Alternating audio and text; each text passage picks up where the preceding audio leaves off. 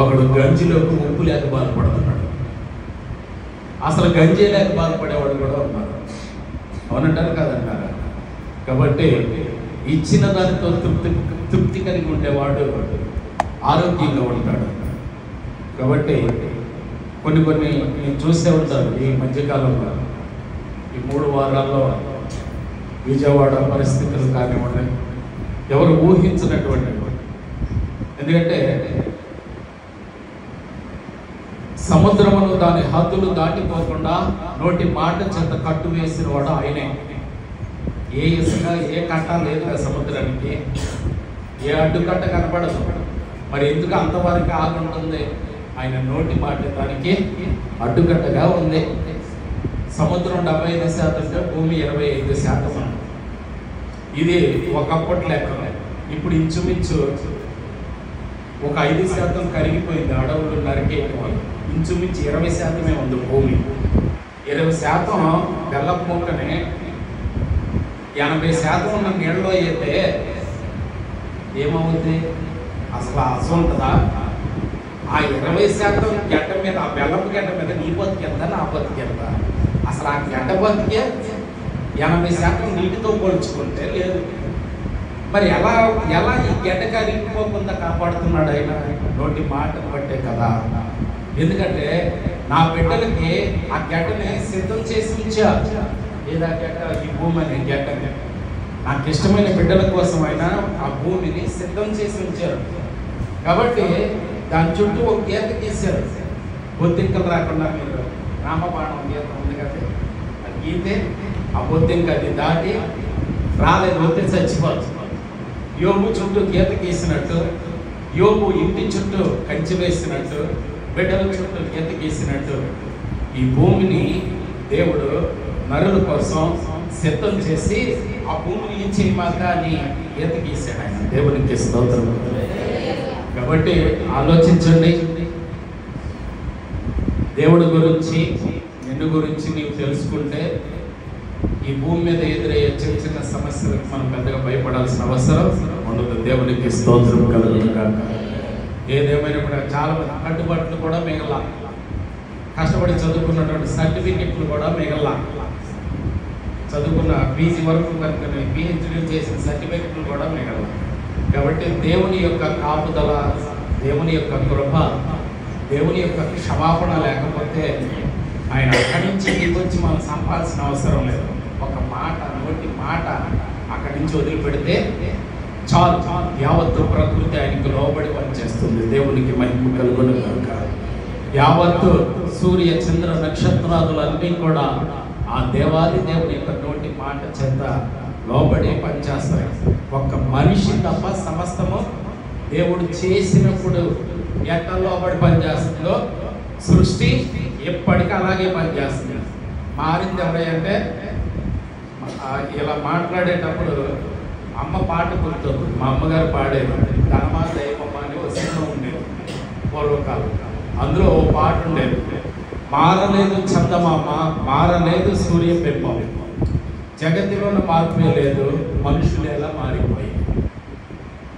సూర్యుడు దేవుడు చేసిన సూర్యుడు మారలేదు, దేవుడు చేసిన చంద్రుడు మారలేదు. ఆ 15 రోజులు వచ్చేటంటే ఆ 15 రోజులు వెలుతురాలు అలాగే ఉన్నాయి. అవి సమయానికి ఉదయిస్తున్నాయి, సమయానికి అస్తమిస్తున్నాయి. సీజన్లు మారలేదు, కాలాలు మారలేదు, ఋతువులు కూడా మారలేదు. మరి మనుషులు ఎలా మారారు? ఇది మారలేదు, దీనిలో దేవుడు మారలేదు. మరి దీన్ని ఆరాధించే వాళ్ళు ఎందుకు మారారు? ఎవరికి ఇష్టం వచ్చినట్టు ఆడెందుకు నడుస్తున్నాడు? మనుషులు ఎలా మారిపోయాయని ఓల్డ్ సాంగ్, ఆ పాట మంచి అర్థవంతంగా ఉంటుంది. కాబట్టి అర్థం చేసుకోండి. పడిపోయినా, పత్రమైపోయినా, చెడిపోయినా, నాశనం అయిపోయినటువంటి మనుషులను ఎప్పటికీ ఆధారంగా చేసుకోక దేవుడు నిన్న నేడు మారని దేవుడుగా ఉన్నాడు. ఈ దేవుడిని ఆధారం చేసుకుని ప్రయాణం చేసేవాడికి దేవుడు ఎప్పుడూ తోడై ఉంటాడు. దేవుడికి స్తోత్రం కలుగుతాడు. అగాధ జలములో పడి నేను కొట్టుకుపోవచ్చున్నా నేను ఏ అపాయానికి భయపడను. అక్కడ నీ రాజదండం ఉంటుంది, నీ దుడ్డుకర్ర ఉంటుంది, నీవు అక్కడ నాకు తోడై. దేవుడికి స్తోత్రం కలుగుతాడు. కాబట్టి మీరు మీ దేవునికి మీ ఇద్దరి మధ్య సంబంధం ఎట్లా ఉందో చూసుకునే మనం ఎప్పటికీ క్రైస్తవ ఆత్మీయ జీవితంలో ప్రయాణం చేయాలి. నాకు నా సృష్టికర్తకు మధ్య రిలేషన్షిప్ ఎలా ఉంది, మా ఇద్దరి యొక్క ఆత్మీయ సంబంధ బాంధవ్యాలు ఎలా ఉన్నాయి, నా ప్రార్థన జీవితం ఎలా ఉంది, నా విశ్వాసం నడక ఎలా ఉంది, ఆయన కోరుకున్న భక్తి నాలో ఉందా అనేటువంటి పరీక్ష నీవు ఎప్పటికప్పుడు పరీక్షించుకుంటూ ప్రయాణం చేస్తూ ఉన్నట్లయితే దేశమంతా నాశనమైన, ప్రపంచమంతా నాశనమైన చక్కపెట్టలో కుటుంబాన్ని కాపాడుకున్నట్టు దేవుడు నిన్ను నీ కుటుంబాన్ని కాపాడుగాక. దేవుడికి స్తోత్రం చెల్లించండి. కాబట్టి ఈ ఆత్మీయ సత్యముతోటి మనం ముందుకి ప్రయాణం చేయాలని ప్రభు పేరు మనం చేస్తూ ఉన్నాం. అలాగే చిన్న సాక్ష్యం నేను కూడా పంచుకోవాలనుకుంటున్నాను. ప్రభు యొక్క కనికరాన్ని బట్టి ఈరోజు ఇక్కడికి రావడం జరిగింది. ఇవాళ కూడా వచ్చేవాడిని కాదు. వారం రోజుల నుంచి నా పెద్ద కూతురు చిన్న సమస్యతో బాధపడుతుంది. లోకల్ హాస్పిటల్ తిప్పాను, పని అవ్వలేదు. నిన్న విజయవాడ అక్కడ భీమవరం తీసుకెళ్ళాను. అక్కడ వెళ్ళేటప్పటికి డాక్టర్ గారు క్యాంప్కి వెళ్ళిపోయారు. నీలాద్రి హాస్పిటల్ తీసుకెళ్ళాను. క్యాంప్కి వెళ్ళిపోయారు అన్నారు. మళ్ళీ అక్కడి నుంచి అక్కడ తీసుకొస్తే అక్కడ కొన్ని టెస్ట్లు చేశారు. యూరిన్ ఇన్ఫెక్షన్ వచ్చి ఆ పాప కడుపు నొప్పితో దగ్గర 10 రోజుల నుంచి ట్రీట్మెంట్ జరుగుతుంది, నొప్పి తగ్గట్లేదు. ఇక దేవా ఈ వారం కూడా నా మీద శిక్షణ తీసుకున్నావా అని చెప్పి ఆ కారులో వచ్చేటప్పుడే దేవుని విషయంలో ప్రార్థన చేసుకున్నాను. ఈ వీడ్ హాస్పిటల్లో నా బిడ్డకి సరైనటువంటి ట్రీట్మెంట్ ఇచ్చి రేపు నేను దైవ సన్నిధిలో మీ సాక్షిగా నిలబెట్టేటువంటి వారికి నాకు ప్రసాదించు, ఇది తప్ప వేరే దిక్కు నాకు లేదు అని కారులో అందరితో కలిసి వచ్చిన మనస్ఫూర్తిగా కన్నీటితో ప్రార్థన చేసుకున్నాను. డాక్టర్ గారు ఇక్కడ కూడా లేదు, ఆకువీడలో కూడా. అయితే ఇంతవరకు ఇంతవరకు డాక్టర్లకు చూపించిన అన్నీ కూడా అక్కడ ఉన్న సిస్టర్స్ ఫోన్ ద్వారా ఆయన పంపించేశారు. వెంటనే ఆయన ఏం చేశారు, అక్కడ ఉండే మందులు మెడిసిన్ చెప్పేశారు. సెలైన్ పెట్టేసి క్యానల్ పెట్టేసి వెంటనే అప్పటికప్పుడే ఒక 5-6 ఇంజక్షన్లు వెంటనే చేశారు. చేయగానే ఇంచుమించు ఒక అరగంట లోపులోనే 10 రోజుల నుంచి బాధపడుతున్న నొప్పి అంతా తగ్గింది. అక్కడ అదే బెడ్ మీద కూర్చొని ఎవరికి స్తోత్రం చెల్లించుకున్నాను. నా సేవ పనిచేస్తుంది అనుకున్నాను, నా ప్రార్థన నిజం అనుకున్నాను. నేను నీ కోరుకున్న సేవకునే, నేను నటించేవాడు కాదు అని ఆయన చెప్పుకున్నాను. రుజువు లేకపోతే బతకలేము, రుజువు లేకపోతే ఆరాధన చేయలేము, రుజువు లేకపోతే ప్రార్థన కూడా చేయలేము, రుజువు లేకపోతే ఇక్కడ కూర్చుంటూ కూడా ఉండిలే. దేవుడు రుజువు అవ్వాలి. పని రుజువు అయితే ఎదుగుతాం, దేవుడు కార్యం కనపడితే ఎదుగుతాం, ఆత్మీయంగా ఎదుగుతాం. ప్రార్థన చేసుకున్నాను. మళ్ళా రేపు ఉండమంటారు, 3 రోజులు పెట్టాలన్నారు, కోర్స్ అన్నారు. ఉండమంటారు, ఉండకుండా కూడా ఏర్పాటు చేయమన్నాడు. మరి రేపు ప్రేయర్కి వెళ్ళాలి కదా, ఉండకుండా అప్పుడు ఏర్పాటు చేయి అని అదే మంచం మీద పడుకున్న మంచం మీద కూర్చొని ప్రార్థన చేస్తున్నాను. డాక్టర్ సివిల్ డ్రెస్లో వచ్చేసారు. నేను ప్రార్థన చేసుకుని అడుగు తెరిచే లోపు ఆయన పెద్ద వయసు కూడా లేదు, మన బ్రదర్ లాగా ఉన్నారు. సేమ్ వచ్చాల నుంచి బ్లడ్ టెస్టులు రాశారు. అవన్నీ రిపోర్ట్లు దేవుని యొక్క మహాగ్రహం బట్టి బ్లడ్ టెస్టులు ఏ తేడా లేకుండా వచ్చింది. అమ్మా ఇలా 3 రోజులు పెట్టాలి, 3 times పెట్టాలి, ఇలా సెలైన్ ఇప్పుడు పెట్టించుకుని వెళ్ళిపోండి, మళ్ళా రేపు పొద్దున్నే తీసుకురండి, రేపు సాయంత్రం. అప్పుడు చెప్పాను కదా, రుజువు ఉండాలని విశ్వాసాన్ని, ప్రార్థన కూడా రుజువు ఉండాలి కదా. పంపించేమని ప్రార్థన చేస్తున్నాను కదా, ఆయన వచ్చి నేను అడక్కముందే, పంపించేమని అడక్కముందే తీసుకెళ్ళిపోతా అని చెప్పేసి మందులు రాసించి మళ్ళీ కూడా పొద్దున్నే అమ్మగారిని సెలవు పెట్టించేసి అడగమని పంపించి. కాబట్టి మీ గురించి నేను అనుకునేది వేరు, మీకు జరిగేది వేరు. నా గురించి మీరు అనుకునేది వేరు, నాకు జరిగేది వేరు. ఇది ఒక భర్త గురించి భార్య అనుకునేది వేరు, నిజంగా భర్త జీవితంలో జరిగేది భార్య విషయంలో భర్త అనుకునేది వేరు, భార్య మోసే బరువు వేరు. కాబట్టి అర్థం చేసుకోండి, ఆంతర్యంలోకి తొంగి చూస్తే ఏకైక దేవుడు యేసు ప్రభువు మాత్రమే. ఈ గుండె లోతుల్లోకి తీర్మానం చూస్తే ఏకైక దేవుడు యేసు ప్రభువు మాత్రమే. అన్నీ ఉన్న అణగారిపోతూ ఇప్పుడు వీళ్ళు బానిస మంచం మీద అడ్డంగా పడుకుంటే పిలుపులకు రాసిన పత్రిక 4:6-7 మాట్లాడుతున్నాయి. ఆ అమ్మ కాళ్ళ దగ్గరికి వచ్చి ఆయన అంటాడు, ఎందుకు నీ తలపులు నేను తినేతనియా, నీ ఆలోచన నేను తినేతనియా, అటువంటి ఆలోచన రాకుండా నీ లోపల నేను అడ్డుకట్టేస్తాను అన్నాడు ఆయన.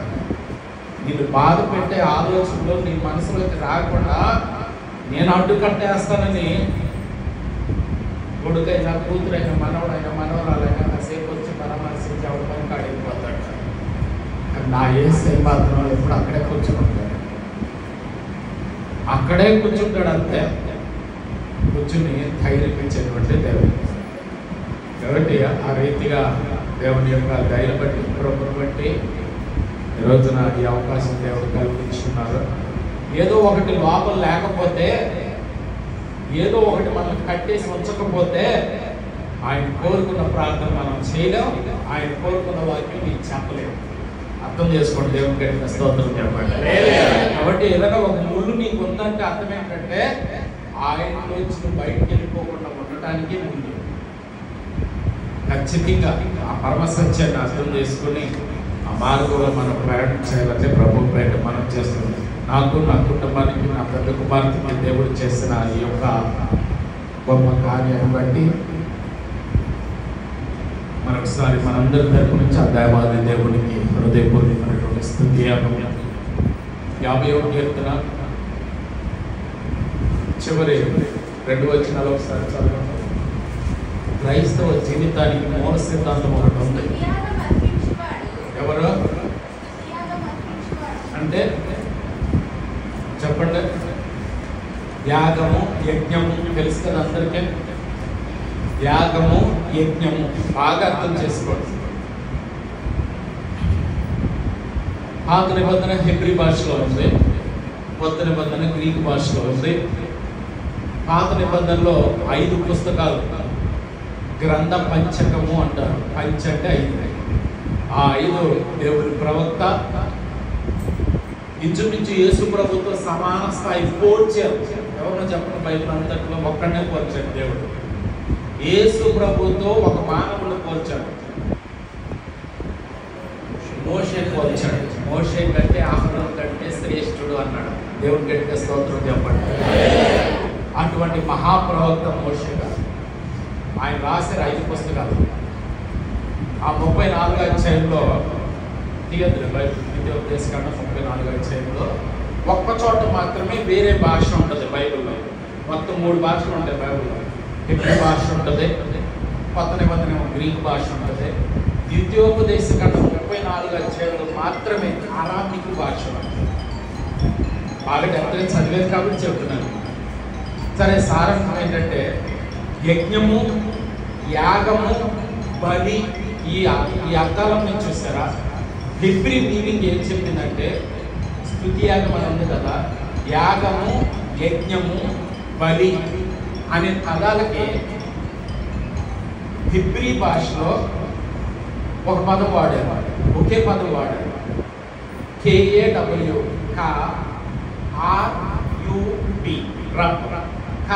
రబ్.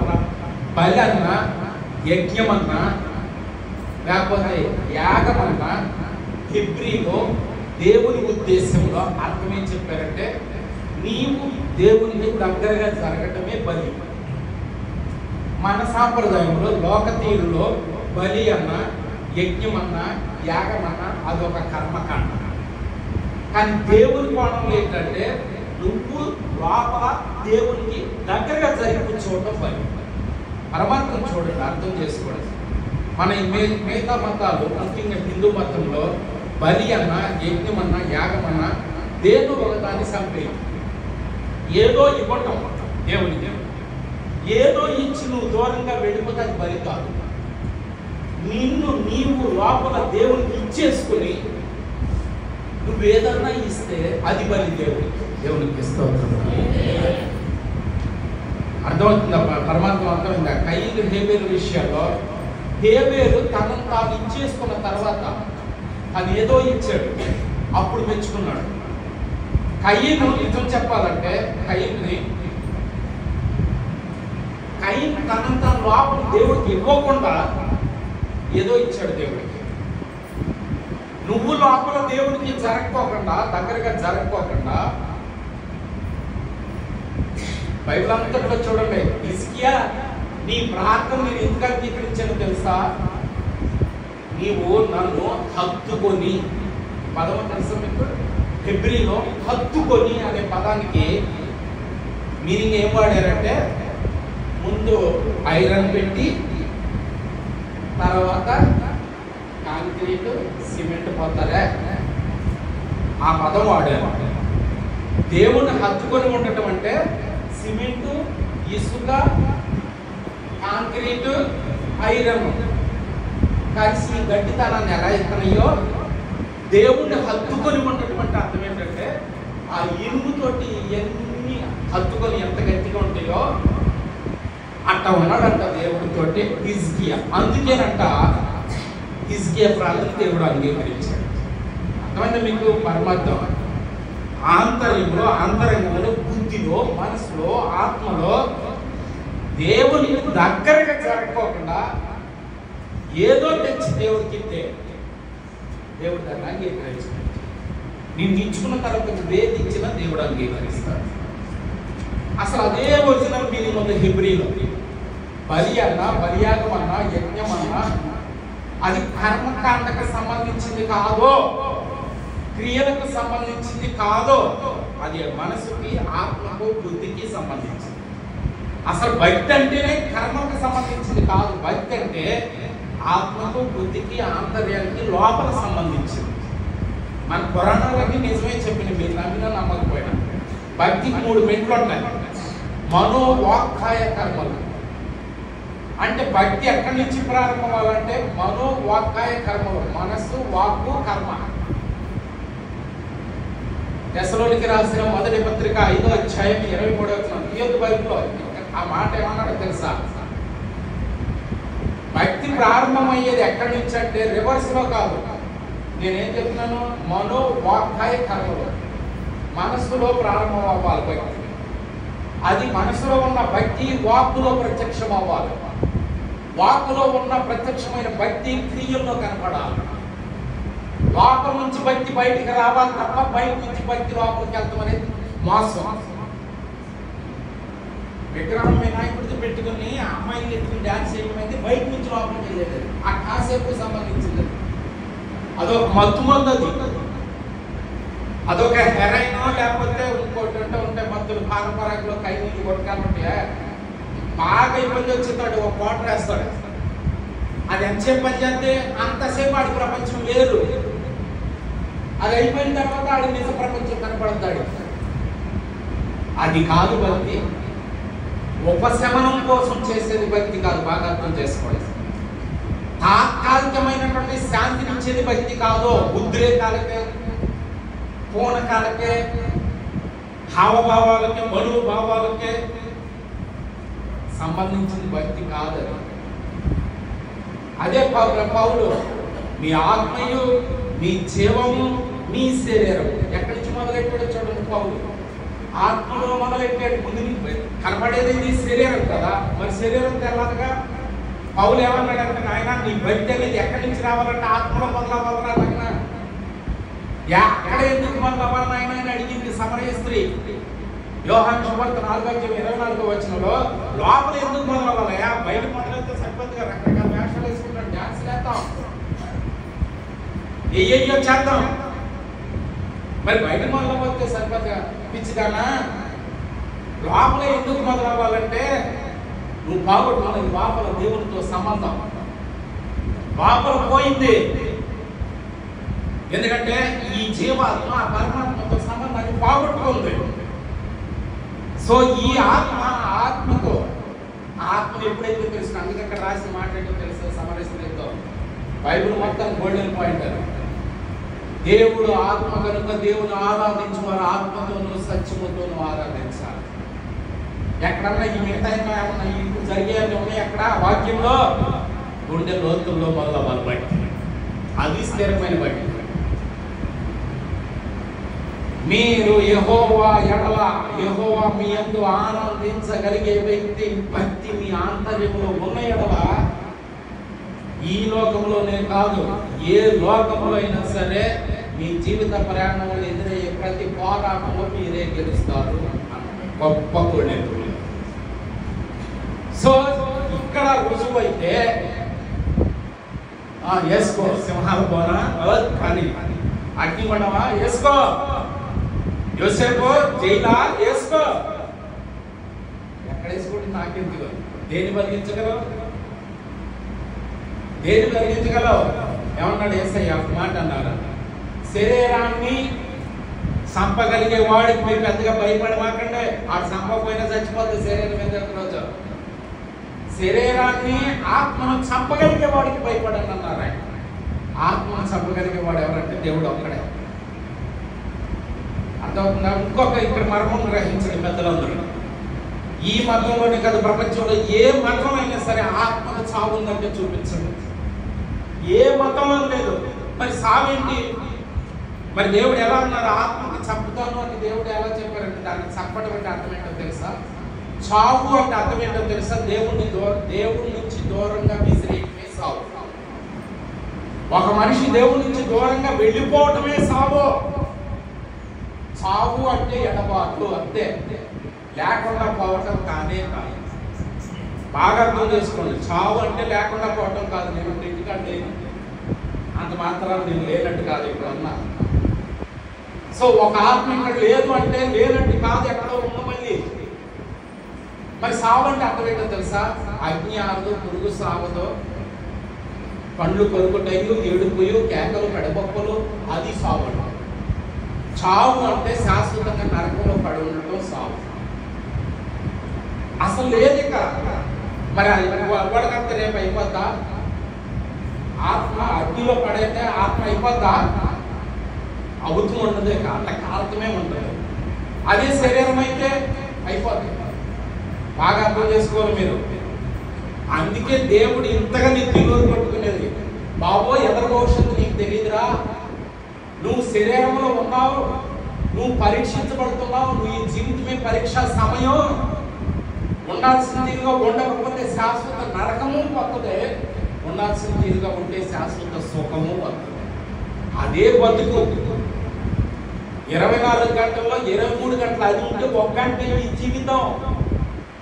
ఈ 1 గంట మీద 23 గంటలు ఆధారపడి ఉన్నాయి. ఒక ఐఏఎస్ అయినా, ఒక ఐపీఎస్ అయినా, ఒక ముఖ్యమంత్రి అయినా, లేకపోతే మరొక అయినా సరే వాళ్ళు రాసే ఎగ్జామ్ 1 గంట, 3 గంటలు, 2 గంటలు ఉంటుంది.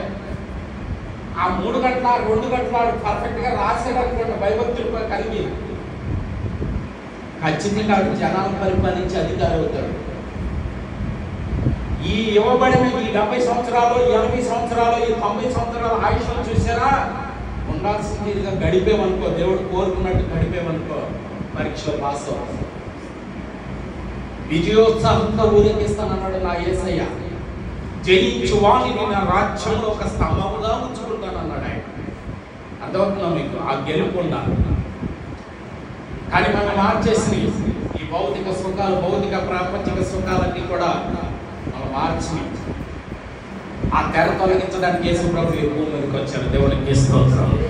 నువ్వు చూడవలసిన దాన్ని ఆయన ఆత్మ చేత, ఆ ఆత్మ నీలో ఉంచి నువ్వు చూడవలసిన దాన్ని చూపించడానికి యేసు ప్రభు ఈ భూమి మీదకి వచ్చి ఆ తెరను చింపారు, ఆ పంపును తొలగించారు, ఆ వ్యామోహాన్ని, ఆ మోహాన్ని, ఆ మాయలోంచి మనల్ని బయటికి తీసుకొచ్చిన వాడు యేసు ప్రభు ఒక్కరే. మీ అందరికీ తెలిసి ఇంతవరకు ఉపనిషత్తులు కూడా చదివారు. ముండకోపనిషత్తు అని పేరు ఎన్నో ఉంటారు. ముండకోపనిషత్తు. ముండము అంటే, ముండ అంటే తప్పుగా అనుకోమాకండి, బోడిగుండు అని అర్థం. ఆ బోడిగుండు మీద ఒక ఉపనిషత్తు ఉంది. ఉపనిషత్తు అంటే దేవుడు తన శిష్యుని దగ్గరగా కూర్చోబెట్టుకుని బోధించేది. ఎక్కడుందో తెలుసా ఈ ఆత్మ? మత్తయి శుభార్త 23వ అధ్యాయంలో మీలో ఎవరు గురువులని పిలువబడమాకండి. గురువు అంటే చీకటి అనే పాపంలో వచ్చి వెలుతురని యేసయ్య దగ్గరికి తీసుకొచ్చిన వాడు మాత్రమే గురువు. తమస్సోమా జ్యోతిర్గమయ, తామసి చీకట్లో ఉన్నామయ్యా, చీకటి అనే పాపంలో ఉన్నామయ్యా, వెలుగని నిత్య జీవనంలోకి మమ్మల్ని నడిపించయ్యా. అలా నడిపించగలిగే ఏకైక గురువు ఎవరంటే యేసు ప్రభువు మాత్రమే. ఆ ఉపనిషత్తులో ముండకోపనిషత్తు అది ఆ పదంలో కూడా పూర్వకాలంలో మరి భర్త చనిపోతే ఏం చేసేవాడు? అప్పటి నుంచి పుట్టింది ఆ పదం. భర్త లేని అవన్నీ ఆ మాటను పిలిచేవారు. కానీ అసలైన దేవుని యొక్క అర్థంలో ఎట్టయితే గుండు గీకైతే ఒక ఎంట్రుకు కూడా గుండు మీద ఉండదో, దేవునికి వ్యతిరేకమైన ప్రతిదాన్ని మనసులోంచి తీసేసుకోవటమే ఆ ఉపనిషత్తు సారం. గుండె ఎంత నొన్నుకుంటుందో, మనసు అంత స్వచ్ఛంగా ఉంటే దేవుడు దగ్గరగా ఉంటాడు రా అని మనం అనుకోవాలి. మనసు అంత స్వచ్ఛంగా గుండె మీద ఒక్కెంట్రు కూడా లేకుండా గీకేసుకుంటే ఎంత నొన్నుకుంటుందో, మనసులో దేవుడికి ఆయాసకరమైన ప్రతిదీ తీసేసుకుంటే, సాంప్రదాయంలో మనకు మాట అనేవాడు పెద్దలు, కోడుగుందంత పోగాటము, ఇంకోటి పూజ చుట్టీలంతా శుభ్రము లేదండి. ఎందుకంటే దీనికి ముందు పని లేదు, తల స్నానాలతో పని లేదు, ఎన్నిసార్లు స్నానం చేస్తే పైకి పోసేసుకోవచ్చు, ఏ సుండ్రు కూడా ఉండదు అనేవాడిని పూర్వకం. కాబట్టి దాని పరమార్థమే. సో ఎలా అయితే కోడుకున్నంత ఉన్నగా ఉంటుందో, దేవుడికి ఇష్టమైనటువంటి మనసు బుద్ధి కూడా అంతే స్వచ్ఛంగా ఉంటే దేవుడు నిన్నే దగ్గర కూర్చోబెట్టి ఆయనే గురువై నీకు బోధిస్తాడు అని పరమార్థం అక్కడ రాయబడి. సో ఇక్కడ నేను ఏం చెప్పదలుచుకున్నానంటే, మీతో ఏం మాట్లాడదలుచుకున్నానంటే, ఇందాక రెఫరెన్స్ అదే స్తుతియాగము అర్పించేవాడు. ఇంతకు అర్థమైందా? యాగము, యజ్ఞము, బలి ఈ పదాలకు అర్థం ఏంటంటే నీవు దేవునికి దగ్గరగా జరగదు. You have to approach your creator. This is the original meaning of యజ్ఞం. నీవు అప్రోచ్ అవ్వడం ఒక్కసారి జరగదండి. ప్రతి వారం వారం వారం వారం వేసుకెళ్తూ ప్రభు చెప్పినట్టు, అయ్యా 1000 మూరలోతు దిగాను, వెనక్కి తిరిగి చూస్తే సరిపోతే వెళ్ళమన్నాడు. ఇంకో 1000 అవి మోకాళ్ళ దాకా వచ్చినాయి, సరిపోదేలా. ఇంకా నడువులోకి వచ్చినాయి, సరిపోదేలా. మరి అంత లోతుకి వెళ్ళాలి, నీళ్లు నీ మీద నుంచి వెళ్ళి అంత లోతుకి వెళ్ళాలి. అంటే దాని అర్థం తెలుసా? ఆత్మ అభిషేకం మునిగిపోవాలి నువ్వు. దేవుడికి స్తోత్రం. ఆ తన్మయంలోకి వెళ్ళిపోవాలి నువ్వు. మన భాషలో చెప్పాలంటే, మీరు తప్పుగా అర్థం చేసుకున్నట్టే, అరే ఆడికి దాన్ని పిచ్చి పట్టిందిరా అంటే అర్థం ఏంటి చెప్పండి? ఇక దాని ఎదురు ఉండలేడు. అది ఏదైనా సరే, ఒకడు కీబోర్డ్ వాయిస్తున్నాడు అనుకోడికి ఆ పిచ్చి అట్టింది అంటే దాని అర్థం ఏంటి? అది లేకుండా ఉండలేడు. ఓడికి ఈ పిచ్చి అవుతుంది, అది లేకుండా ఉండలేడు. చదువు పిచ్చి అంటే ఏంటి? పిచ్చి పడటం అంటే అర్థం ఏంటి? నిజంగా మెంటలాగా ఆ పిచ్చి పట్టడం అంటే అర్థం ఏంటంటే అది లేకుండా ఉండలేడు అని అర్థం. నిజంగా చెప్తున్నా, దేవుడిని ఆరాధించేవాడు దేవుడు పిచ్చి పట్టనంత వరకు, దేవుడు లేకుండా ఉండలేను అనే స్థాయికి వెళ్ళనంత వరకు కూడా దేవుడి నుంచి నీకేం ఉపయోగం ఉంటుంది? దేవుడు పిచ్చి పట్టాలని అది వివేకంతో కూడినటువంటి పిచ్చి. ఆడికి చదువు పిచ్చిరా బాబు, ఆడికి సంగీతం పిచ్చిరా బాబు, ఆవిడకి అందం పిచ్చిరా బాబు అంటే అది సరి చేసుకుంటూ ఉంటుంది. ఆ అందం గురించే చూసుకుంటాడు, దాన్ని పొందుకోవడం మెట్టగా చూసుకుంటా ఉంటాడు. ఆడికి చదువుపించి లోకమంతా నిద్రపోతున్నాడు, ఒకడే మెలుకుని కూర్చొని చదువుతాడు, ఆడే టాప్లో నిలబడాలి. అది పదం పిచ్చి కావచ్చేమో, కానీ దాని పరమాత్మ మాత్రం పిచ్చి కాదు. పూర్తి అది లేకుండా ఉండలేకుండా ఉండటం పిచ్చి. దేవుడు పిచ్చి అంటే దేవుడు లేకుండా నన్ను ఉండలేను అనే స్థాయి నువ్వు ఎదగరగటమే బతికే. అప్పుడే ఎంత బలమైన మోసేస్తావు, అప్పుడే దేవుడు నీకు రుజువు అయిపోతాడు. ఈ బతుకు భయం అనిపించదు, మనకి ఈ బతుకు భయం అనిపించదు, పైగా ఆశ కలిగి ఉంటావు. జీవించి ఉంటుంటే లాభం అనుకుంటే మరణమైతే మేలు, లేదు జీవించి ఉండటమే నీ చిత్తమైతే కనుక ఏది కోరుకున్నాడు పౌలు గారు? బతికుండడం కోరుకున్నారా, వెళ్ళిపోవడం కోరుకున్నారా? వెళ్ళిపోవడం కోరుకున్నారు. ఏదైనా ఒకటే అన్నట్టు ఫీల్ అయ్యారు, పెద్దగా దేని గురించి బాధపడదు. కాబట్టి ఈ పరమాత్మ గ్రహించండి. స్తుతి యాగము, యాగము, యజ్ఞము, ఈ పదాలకు అర్థం ఏంటంటే నిన్ను నీవు దేవునికి ఒక బలి పశువుగా అర్పించుకోకుండా నువ్వేం చేసినా సరే అది నీకు బయట అవ్వదు. నిన్ను నీవు ఉంచుకున్న తర్వాతే వేధించిన దేవుడు దాన్ని అంగీకరిస్తాడు. దేవునికి స్తోత్రం. అందరూ కోట్లు వేశారు, లక్షలు వేశారు కానుకలు. ఒక అమ్మాయి మాత్రం మరి ప్రత్యేకించి అంతమందిలో ఇందులో ఆవిడ పేరు ఎందుకు ఎత్తారు? విచిత్రం ఏంటంటే ఆవిడ వేసిన దాన్ని చూడాల, వేసిన దాన్ని చూడాల, ఏపించిన మనసును చూశాడు ఆయన. వేసి ఎంత చూడాలి ఆయన, ఆ లెక్క చూడాలి ఆయన, ఈ లెక్క చూస్తున్నాడు ఆయన, ఈ లోతు చూస్తున్నాడు ఆయన.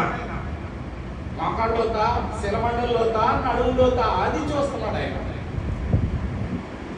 బాగా అర్థం చేసుకోండి. మీరైనా నేనైనా కోటీశ్వరులైన భూమి మీద కులాలు, మతాలు, వర్గాలు ఎన్నున్నా సరే అందరం పరీక్షా సమయంలోనే ఉన్నాం. మానవ జన్మే పరీక్షా సమయం. ఈ మానవ జన్మ దేవుడు కోరుకున్నట్టు పొద్దున్నే చేపలు పడతానికి వెళ్తారు సముద్ర జాలలో. కొంతమంది అయితే అర్ధరాత్రి కాడ వెళ్ళిపోతారు. వెళ్ళేటప్పుడు కూడా నిద్ర అయిపోతే వెళ్ళిపోతారు. ఎందుకంటే ఎడారి ప్రాంతం సముద్ర పొట్టులు ఏముండవు. నిద్ర అయిపోతే నడుపుతారు, నిద్రలో నడుచుకుంటూ వెళ్తారు. వెళ్ళి ఒక అతను అలా వెళ్ళి సముద్ర పోటీకి వెళ్ళి ఇంకా తెల్లారలా వాళ్ళైపోయారు. సరే ఏదో దెమ్మలాగా ఉంటే ఆ దెమ్మ మీద కూర్చున్నాడు. నిద్ర రాట్లా. మెల్లిగా ఆ దెమ్మ కింద నుంచి కూర్చున్న దెమ్మ కింద నుంచి ఒక్కొక్క రాయి టైం పాస్ అవ్వడానికి, టైం పాస్ చేయడానికి ఒక్కొక్క రాయి సముద్రంలో తీసుకున్నాడు. ఈ లోపల సముద్ర పొట్టున మీరు బీచ్కి వెళ్ళేవాడు ఎప్పుడు వెళ్తారు తెలుసా? ఎర్లీ మార్నింగ్ వెళ్తారు. ఎందుకంటే సముద్రంలోంచి సూర్యుడు ఉదయించడం చాలా బాగుంటుంది. సూర్యప్రతిబింబం బాగా పండిన టమాటా లాగా పొద్దున పూట ఎర్రగా ఆ సముద్రంలోంచి పైపత్తం ఆ సముద్ర దృశ్యాన్ని చూడటానికి వెళ్తారు చాలామంది. కొంచెం ఆ రాళ్ళను విసిరిపెట్టి లోపల సూర్యుడు ఉదయించాడు. ఇన్ని రాళ్ళు విసిరని ఏంటని ఆఖర్రాయి రాళ్ళని అయిపోయింది. ఆఖర్రాయి విసిరేటప్పటికి ఇలా విసురుతున్నప్పుడు సముద్రంలోంచి సూర్యుడు పైకి వచ్చాడు. ఆ సూర్యకిరణాలు ఈ రాయి మీద పడ్డాయి. విచిత్రం ఏంటంటే ఈ రాయి కొన్ని కోట్లు విలువ చేసేటువంటి డైమండ్. ఏం జరిగింది? ఇప్పుడు చేతిలో ఉన్న దీనికోసం సంతోషపడాలా? ఈ ఒక్కటన్నా మిగిలిందని ఇసిరేసిన వాటి గురించి బాధపడాలా? చాలా సంతోషపడ్డాడండి ఈ ఒక్కటి మిగిల్చిన. ఇది కూడా విసిరేతే ఏం చెప్పాను తెలుసా? నేను వజ్రాల గురించి, సూర్యుడు గురించి, రాళ్ళ గురించి చెప్పాలా? చేతిలో ఉన్న ఆ రాయే జీవితం. అది విసిరేసుకున్నావా సముద్రంలో తీసిరింది దొరకదు. మనోడు చాలా మంది అంటారు కానీ నలకోస కూడా సముద్రంలో దాచుకోదు అంటారు. కానీ దాచుకోపోవచ్చాం కానీ ఎదిగినప్పుడు దొరకదు. అది ఎప్పుడో పెద్దది కొట్టు అన్నీ విసిరేస్తాడు. 99 విసిరేస్తాడు కానీ లాస్ట్ విసిరేటప్పుడు. కాబట్టి బాగా అర్థం చేసుకోండి. నేను ఏం చెప్పదలుచుకున్నానంటే జీవితాన్ని నిర్లక్ష్యం చేయకూడదు. జీవితం నీ సెలక్షన్ కాదు, నీ చాయిస్ కాదు, పరమాత్మ ఇచ్చిన చాయిస్. నేను నా ఇంట్లోని కొట్టాలి, ఈ కులంలోని కొట్టాలని నేను సెలెక్ట్ చేసుకుని వచ్చానా? అట్లా వచ్చే లెక్క అయితే అందరి సందర్భం నాకు ఇంట్లో ఉండేవాడు కదా.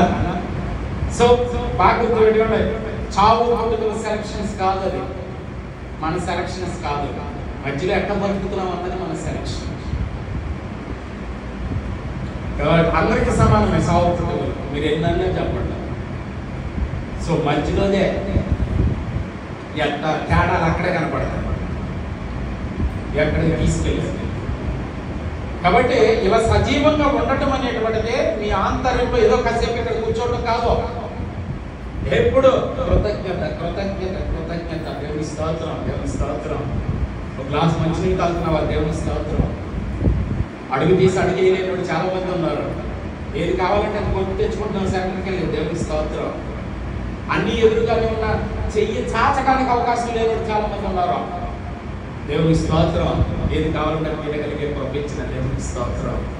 70 దాటి 80 దాటి 90 వచ్చేసినాయి. నా పని నేను చేసుకుని పంపించిన దేవుడికి స్తోత్రం. భక్తి అంటే అందరం కలిసి వచ్చి చేసేది మోసం. అసలు అయినా చెప్పాలనుకున్న చెప్పలేనట్టు అందరం కలిసి కూర్చున్నప్పుడు నేను ఒక్కడే ఉన్నప్పుడు మాట్లాడుకుంటానే, అది గొప్పదే. దేవుడి గురించి నేను ఒక్కడే ఉన్నప్పుడు మాట్లాడుకుంటానే, అది గొప్పదే. అది వింటాడు ఆయన. అందుకే ఆయన అంటున్నాడు, స్తుతి యాగం అర్పించోడు అంటే అర్థం ఏంటి? కృతజ్ఞత చెల్లించేవాడు. చిన్న పెళ్లి కింద అడిగితే నా పిల్లలు స్టూడెంట్స్ కాబట్టి వాళ్ళు పోటీ తీసుకుంటారు. ఆ పిల్లలు కూడా థ్యాంక్స్, క్లాసులో మంచినీళ్ళు ఇస్తే థ్యాంక్స్, బండి నుంచి కొంచెం దూరం తీసుకెళ్ళి దింపితే థ్యాంక్స్. మరి భార్యతోటి, బిడ్డలతోటి, కుటుంబంతో, భర్తతోటి, బంధువులతోటి, ఉన్న వాటి అన్నింటితోటి ఇలా అన్ని సుఖాలను అనుభవింపచేస్తున్న దేవుడికి అప్పుడప్పుడు చెప్తామా థ్యాంక్స్? అప్పుడప్పుడు చెప్తామా? అందుకే నిజంగా దేవుడిని ప్రేమించేవాడు దేవుడిని విడిచి ఉండలేదు. అన్నింటిలోనూ దేవుడిని చూపిస్తాడు. ఆడికి అప్పించి ఉంటాడు. మన భాషలో కూడా చూడండి, ఆడు రోజు కాలేజీకి వెళ్తాడు, ఆడి చేతిలో శాఖంత సెల్ ఫోన్ ఉంటుంది. ఉండదు. ఇప్పుడన్నీ మీకు తెలిసి కొత్త నుంచి వచ్చి మీకు తెలిసే నిన్న మన యూదులే కనిపెట్టారు. యూదులే కనిపెట్టారంటే ఒకటే గుర్తు, బాగా ప్రపంచం మొత్తం అందరూ ఒప్పుకున్న నిజమేం చెప్పమంటారా? దేవుడు ఉన్నాడు అంటే రుజువు ఏంటారంటే భూమి మీద యూదుడు ఉన్నాడు. ఎందుకంటే యేసు ప్రభు యూదులోంచి వచ్చారు. ఈ ప్రపంచం మొత్తానికి జ్ఞానాన్ని ఇచ్చిన యూదులే. ప్రపంచంలో ఉన్న సైంటిస్టులు అందులో 80% యూదులు ఉన్నారు. దేవుడి జ్ఞానం 80%.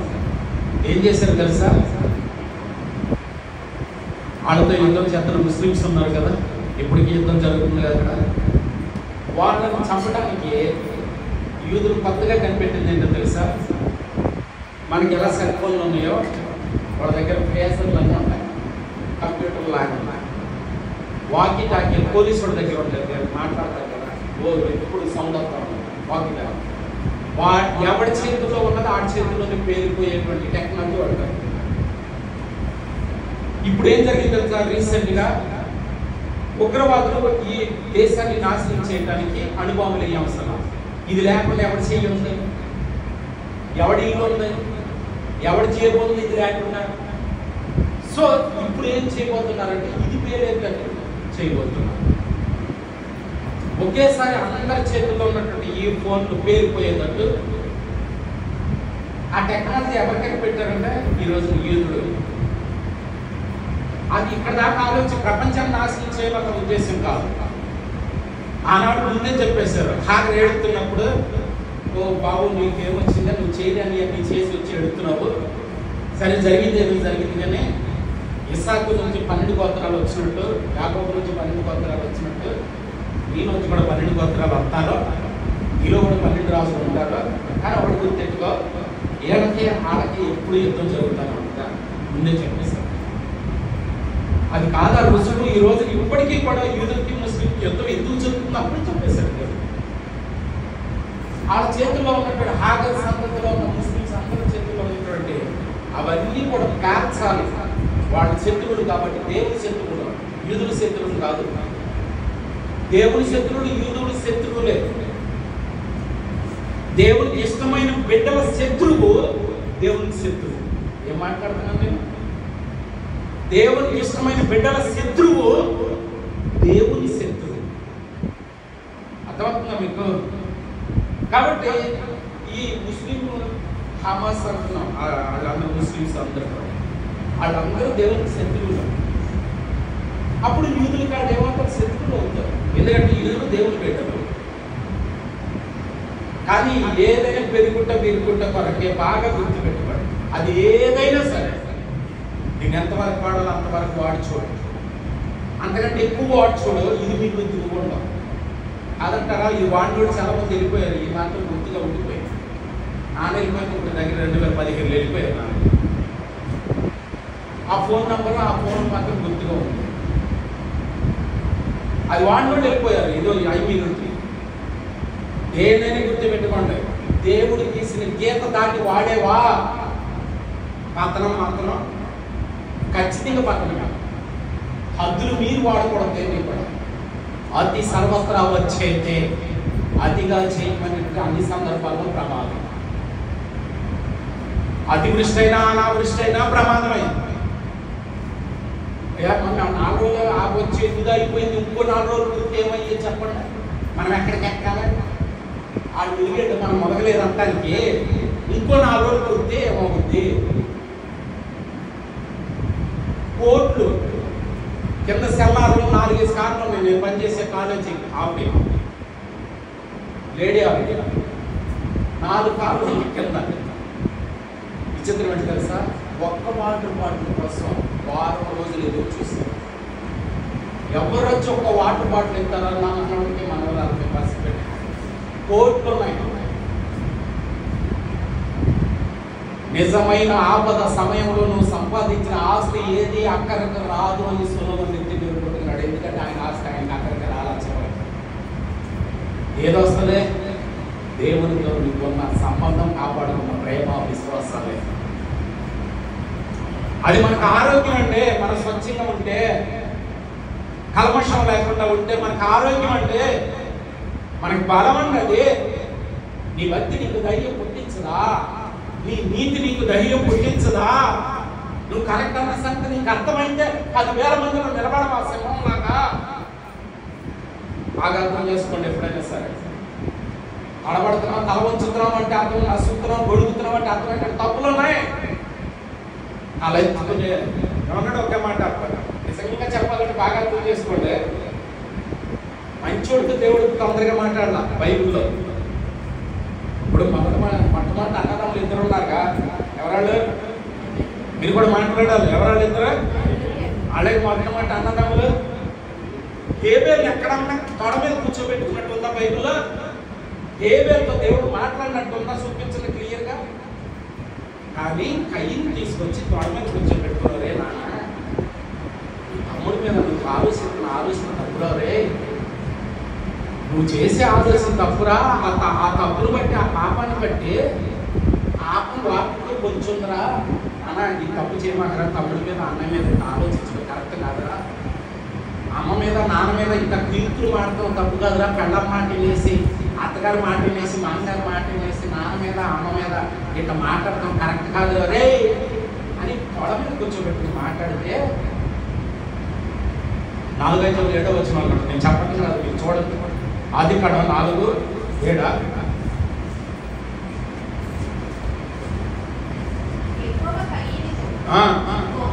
ఒక్క నిమిషం కరెక్ట్గా తీసేది. మీకు వందనాలు. యెహోవా అర్థమైంది మీకు? యెహోవా హేబేలుతో అని చూపించి ఒకసారి నాకు బైబిల్. హేబేలు మంచోడా కయీను మంచోడా? మాట్లాడారు మీరు. హేబేలు మంచోడు. మరి యెహోవా హేబేలుతో అని ఉన్నారు కదా. యెహోవా కయీనుతో చదవండి. ఏమంటున్నాడు? ఈ పాపం ఉన్నట్టు ఆయనకి ఎట్లా తెలిసింది? అదేలా? అది ఆంతర్యం తెలుసు, గుర్తెట్టుకోండి బాగా. నీకు కోపం ఎలా? ఎవరి మీద? తమ్ముడి మీద. మన మీద తమ్ముడి గురించే మాట్లాడుతున్నాం. ఇక్కడ అందరూ కలిసి కూర్చున్నాం. నిజం చెప్పండి, ఇందులో ధర్మశాస్త్రాన్ని ఒకటి ముందు, ఒకటి వెనకాల, ఒకటి కూడా చెప్పాల. ఇంతమంది కూడా చాలా కరెక్ట్గా మీరు వాయిస్ రికార్డ్ చేస్తే అందులో వాయిస్ వస్తాయా? ఎంత పర్ఫెక్ట్గా వెళ్తుందో సేమ్ అంత పర్ఫెక్ట్గా చెప్పారు. ఎంతమంది ఉండే అంతే పర్ఫెక్ట్గా అందరూ కలిసి అంత బాగా చెప్పారు కదా. అంతే పర్ఫెక్ట్గా అంత ఖచ్చితమైన మనసు కలిగి లోపల ఉన్నామా?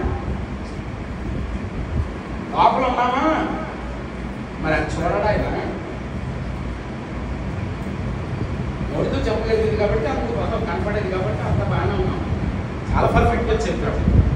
అంతే ఖచ్చితత్వం లోపల ఉందా? అంతే క్షమాపణ లోపల ఉందా? అంతే సోదరభావం లోపల ఉందా? అంతే కోపం లేకుండా ఉన్నావా? ఆయన అక్కడ దూరుతున్నాడు, అక్కడ దూరం అంటున్నాడు. నీ కోపమే ఎలా? అదే బాగా అర్థం చేసుకోండి. బైబిల్లో కూడా మీరు పౌలుతో మాట్లాడినట్టుగా మోషేతో మాట్లాడాలి దేవుడు. సౌలుగా ఉన్నప్పుడు ఆయనతో మాట్లాడాడు దేవుడు. మోషే గారితో అంత బాగా మాట్లాడాల. అంటే దాని పరమార్థం ఏంటంటే చూద్దా నరకాన్ని ఎట్లా పంపిస్తాం వీటిని? ఆల్రెడీ నరకం దాటి వచ్చినాడు హేబేలు. ఆయన నరకానికి వెళ్ళేవాడు కాదు కదా. ఇప్పుడు 99 గొర్రెలు వదిలేసి ఒకదాని కోసం వచ్చేటట్టు. కాబట్టి 99 బాగానే ఉన్నాయి, బాగా ఉన్న దాని గురించి ఆయన పెద్ద పట్టించుకోడు. కాబట్టి ఎవరు నశించడం లోకంలో దేవుని చిత్తము కాదు. ఈ నశించిపోతున్నాడు. అది పైకి ఎక్కడ ఉందో ఇది మింగేసేది వాటిలో ఉందని దేవుడు చెబుతున్నాడు. కాబట్టి దేవుడు నీతో మాట్లాడుతున్నాడంటే అర్థమేంటో తెలుసా? నీ గొప్పతనం కాదు, నీ ముగింపు దగ్గరికి వచ్చింది. జాగ్రత్త పడని చెప్తున్నాడు. కళ ద్వారానో, రోగాల ద్వారానో, ఇంకో దాన్ని ఇంకో ద్వారా మాట్లాడుతున్నాడంటే అర్థం ఏంటంటే నువ్వు వేరే పిలుతున్నావు, జాగ్రత్త. మనం అది అర్థం చేసుకుని వెనక్కి రావాలి. మనం పరీక్షించుకోవాలి. ఏం చేశాను దేవుడికి ఆయాసకరమైన ఏం చేశానో అని నీవు పరీక్షించుకోవాలి. అర్థం మీరు అక్కడ చదువురా చదువు. అదే అర్థమైంది.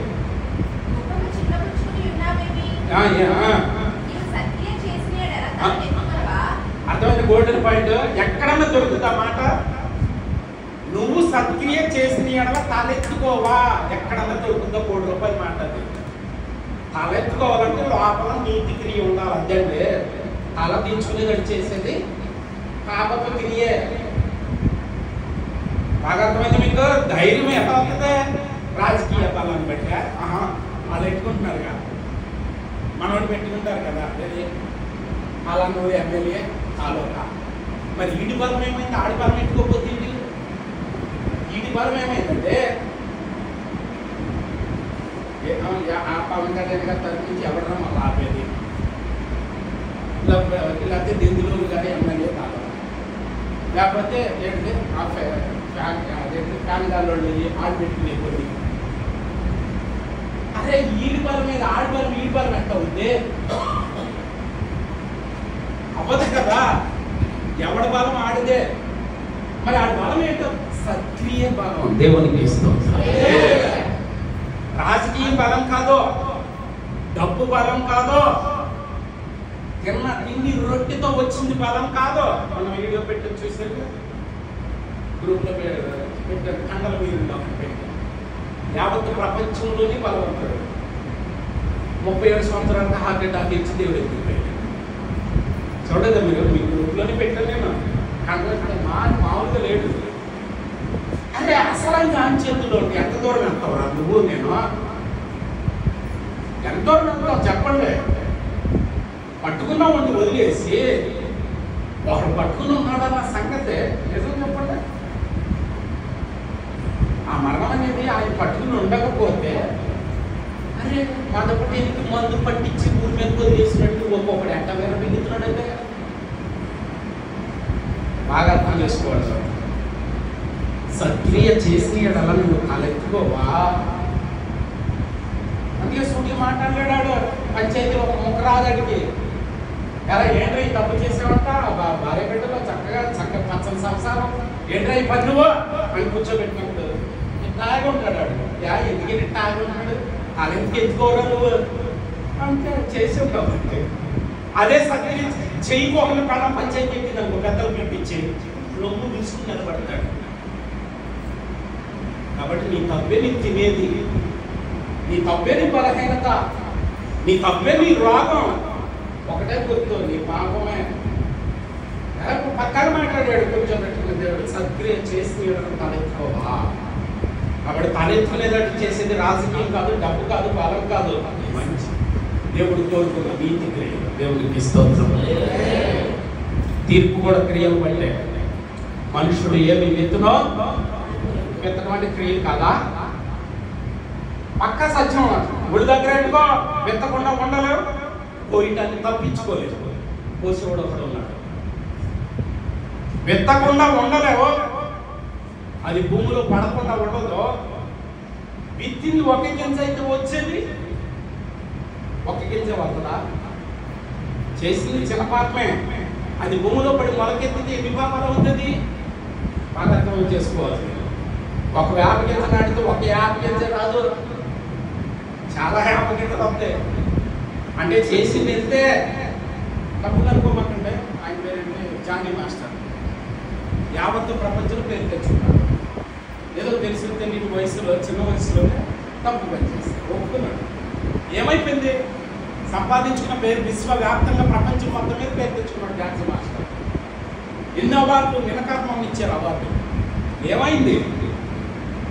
సంపాదించుకోవడం కష్టం, పోగొట్టుకోవడం, ఎవరెస్ట్ శిఖరాన్ని ఎక్కటం చాలా దాని నుంచి పడిపోవటం వితిన్ సెకండ్స్లో. మంచి పేరు సంపాదించుకోవడం చాలా కష్టం. సులభం ఎత్తిమూరు కొట్టడం. సుగంధ ద్రవ్యముల కంటే, పరిమళ సువాసన కంటే మంచి పేరు గొప్పది. కానీ దాన్ని పోగొట్టుకుంటే పుండు అవసరం అవుతుంది. పక్కనే బయట తలెత్తుకు తిరగనా, మనసును అదుపు చేసుకోవాలి, ప్రవర్తన అదుపు చేసుకోవాలి, కోరికలను అదుపు చేసుకోవాలి, సూపులను అదుపు చేసుకోవాలి. బాగా అర్థం చేసుకోండి. శరీరాన్ని నలుగొట్టుకోవాలి, ఉపవాసాలు ఉండాలి, బలిపేయడం ఏదైతే శాస్త్రాన్ని పడి సాగిపడి నీకు అనుకూలమైనటువంటి జీవితాన్ని ఇవ్వాలి, బతిమాలుకోవాలి. అక్కడ ఏమంటారు చూడండి, సత్క్రియ చేసిన ఎడలు తలెత్తుకొని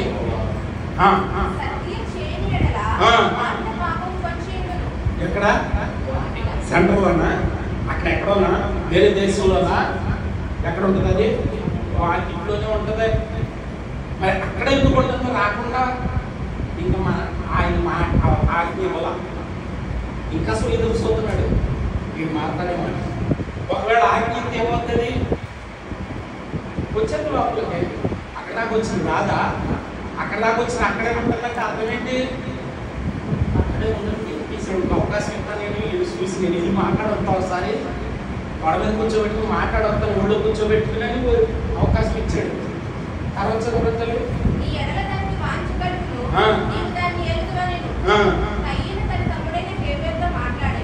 ఇక్కడ మాట్లాడింది ఎవరు? ఇప్పుడు ఈ మాట్లాడింది ఎవరండి? చదివి ఈ మాటలన్నీ మాట్లాడింది ఎవరు? ఇప్పుడే జరిగిందో చూడండి.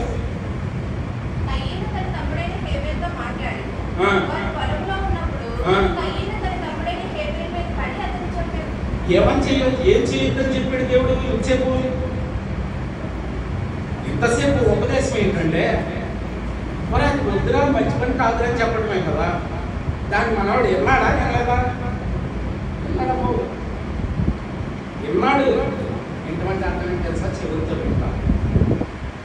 విన్నదాన్ని వంట పట్టించుకోవడం వేరు, వినటం వేరు. చాలా మంది వింటారు కదా. విన్న వాళ్ళందరూ, గుడికి వచ్చిన వాళ్ళందరూ అక్కడికి వెళ్ళేవాళ్ళేనా? బాగా అర్థం చేసుకోవాలి. విరుడు పట్టుకు నిందులు కానీ మీరు గ్రహింపనే ఎందుకంటే వింటారు అందరూ. 33.5 సంవత్సరాలు 3.5 సంవత్సరాలు అందరికంటే ఎక్కువ విన్నాడు యోధ. అందరికంటే ఎక్కువ విన్నాడు అండి యోధ. మరి అందరికంటే ఎక్కువ వినకపోతే సత్యానికి ఇచ్చాడు ఈయన. హడావిడి క్యాండిడేట్ కాకపోతే కానుకలు సంఖ్య ఆటగిరించుకుందండి. అందరికంటే బిల్డప్. కాబట్టి విన్నాడు అన్నాడు, కానీ వినిన దాన్ని ఆచరణలో చూపించలేదు. చాలా సింపుల్గా ఏది చెయ్యొద్దని దేవుడే స్వయంగా చెప్పాడు. సింపుల్గా బయటికి ఇలా చేసేది. మనలో లేదంట సంఘాల్లో ఇంత ఎత్తులో కొడుతూ మాట్లాడుకుంటాం, బయటికి అదే చేసేవాడు లేదా? చేద్దాం. అది బాగా అర్థం చేసుకోవాలి. మీరు సత్యాన్ని గ్రహించండి. దేవుడితో సంబంధం అంటే జీవితాన్ని పచ్చని చెట్టుగా ఉండటమే కాదు, దేవుడి కోరుకున్న ఫలాలతో ఉండడం. చాలామంది పచ్చని చెట్టుగా ఉంటారు, కానీ దేవుడు కోరుకున్న, దేవుడికి ఆకలి ఇచ్చినప్పుడు కావాల్సిన ఫలమంతో లేదో చూడాలి. ఆయన విరుగుతాడు. ఒక రోజు వచ్చి గతకాల్సిన పరిస్థితి వచ్చినాక అర్థమైంది తెలుసు, అంత పచ్చగా ఉంది. అర్థమైంది మీకు? పసకా పండుగ మరణమవుతాకి ఎరుషలేములోకి వెళ్తున్నప్పుడు చెట్టు చూసాడు పక్కనే అంజూరు చెట్టు. ఎట్ట ఉన్నది? విపరీత పచ్చగా ఉంది. అసలు పచ్చగా ఉన్న అంత పచ్చగా ఉంది కాబట్టి కాయ వెతకాల్సిన పరిస్థితి వచ్చింది. కొన్ని బాగా మంచి ఏపుగా ఉంటాయి, కానీ ఒక్క కాయ కూడా కాయదండి. అర్థమవుతుందా? నిజంగా కాయలు నచ్చి కాపు తక్కువ ఉంటాయి, కాయలు ఎక్కువ ఉంటాయి. ఉసిరి చెట్టు చూడండి, రాజు ఉసిరి, మామూలు ఉసిరి, ఆ కొమ్మ ఈ కొమ్మ లేకుండా మొత్తం కొమ్మలు మొత్తం కాసేసి ఉంటాయి. కాబట్టి పచ్చగా ఉన్నంత మాత్రాన లోకానికి నువ్వు పచ్చదనం కావచ్చు, కానీ ఆయన కోరుకున్న ఫలాలు ఉన్నాయో లేవో చూద్దాం. అది ఏదో ఒకటి అర్థమవుతుందా మీకు? మళ్ళీ వచ్చేటైంకి 3 సంవత్సరాలు అయింది, లేదు ఒక్క కాపు కూడా, అది పచ్చగానే ఉంది, మంచి నిగనగలాడిపోతుంది ఏపుగా. బాగా నిజంగా గుర్తుపెట్టండి, ఎక్కడ దేవుడు లేకుండా కూడా మనిషి ఏపుగా ఉండొచ్చు, ఇక్కడ దేవుడు లేకుండా కూడా అన్నీ ఉండొచ్చు మనకే. కానీ గుర్తుపెట్టుకోవాలి, everything is in your life plus, but God is minus, everything is minus. నీ జీవితం అన్నీ ఉన్నా సరే నీ ఆంతర్యంలో దేవుడు లేకపోతే అన్ని మైనస్. లెక్క తెలిసినోడు ఎవరైనా ఉంటే అర్థం, plus plus plus plus plus 1,00,000 ప్లస్లు ఉన్నాయి, ఎదరో బ్రాకెట్ పెట్టి మైనస్ ఉంది. ఏమవుతుందో తెలుసా? 1,00,000 ప్లస్లు ఒక మైనస్ కొట్టారు, ఏమవుతుందో తెలుసా? 1,00,000 ప్లస్లు ఏమైపోతాయో తెలుసా? మైనస్ అయిపోతుంది. ఆ మైనసే దేవుడు. నీ జీవితంలో, నీ ఆరోగ్యంలో, నీ బిడ్డల్లో, నీ కుటుంబంలో 1,00,000 ప్లస్లు ఉండొచ్చు, కానీ దేవుడు కనుక లేకపోతే, దేవుడు మైనస్ అయితే కనుక ఈ ప్లస్లన్నీ ఏమవుతాయి అంటే ఏదో ఒక రోజు ఖచ్చితంగా మైనస్. సొలొమోను జీవితంలో అదే జరిగింది, అన్ని ప్లస్లే, అన్ని ప్లస్లే. 300 మంది ఆళ్ళు, 700 మంది ఇళ్ళు, ఎక్కడుంటే అక్కడ అంతఃపురం, ఎక్కడుంటే అక్కడ ప్యాలెస్, కంటికి నచ్చింది చేసాడంట, కాలు వెళ్ళిన చోటకి వెళ్ళాడంట, మనసు వెళ్ళిన చోటకి వెళ్ళాడు. అరే ఇన్ని ప్లస్లు ఉన్నాయి. చూసాడు చూసాడు చూసాడు చూసాడు దేవుడు, ఏం లేదు, ఆయన లేడు అందులో. అప్పుడు ఏమైంది? అన్ని ప్లస్లు ఉన్నాయి కానీ ఎవరు మైనస్ ఉంది, ఆ మైనస్ ఆయనే. ఆయన లేడు, మైనస్ అంటే లేకుండా ఉండటం, ఆయన లేడు. ఈ ప్లస్లన్నీ ఏమైపోయిందంటే బుడిలోకి వచ్చినా మళ్ళీ రాయి. కాబట్టి బాగా అర్థం చేసుకోండి, ఆరోగ్యం ఉన్నప్పుడే, కాళ్ళు కదులుతున్నప్పుడే, చేతులు కదులుతున్నప్పుడే, చూపులు పనిచేసి మీరు పాడతారు కదా, కళ్ళు ఏదో పాట ఉంటుంది, అన్నీ ఉన్నప్పుడే దేవుణ్ణి, అంత అయిపోయిన తర్వాత ఇంకా స్తుతించలేము, ఏమీ చేయలేము, అప్పుడు కోరిక పెరుగుద్ది, ఏమని? స్తుతించాలని, పాట పాడాలని, సన్నిధికి వెళ్ళాలని. బాగా గుర్తుపెట్టుకోండి, చేతులు కాలేక ఆకులు పట్టుకోవడం అనేది ఎప్పటికీ ఏమన్నాడు? వెళ్ళాడు మన్నాడు, చంపేస్తాడు, అది అయిపోయింది. అక్కడ ఆ మాట 50 కీర్తనలోకి వచ్చాను, ఆ మాట చెప్పేసి వచ్చాను. ఎవరో ఇందులో పాస్టర్ గారి పని కానీ పెద్దల పని కానీ ఇంకేమన్నా? మీరు మీ దేవుడు ఒక్కటే. నిజంగా ఇప్పుడు మనం ఆరాధన చేసేది ఎందుకో? దేవుడు మహిమపరచడానికే కదా. మరి ఏం చేస్తే దేవుడు మహిమపరచబడతాడని వాక్యం చెప్తుందంటే, స్తుతి యాగం అర్పించువాడు దేవుని మహిమపరుస్తున్నాడు.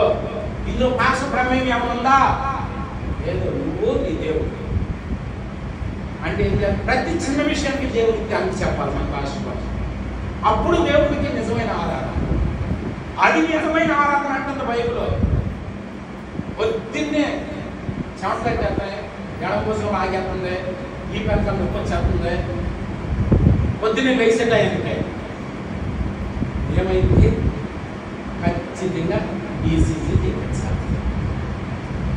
అసలు అటువంటి అవసరమే లేకుండా, అటువంటి ఆలోచనే లేకుండా నువ్వు వేసుకున్న ప్లాన్కే దేవుడు నేను పంపిస్తున్నాడంటే కనీసం కృతజ్ఞత చెప్పాలిగా. అది తప్పించి పంపించాడంటే, అది పంపించాలంటే ఎంత టైం కావాలా?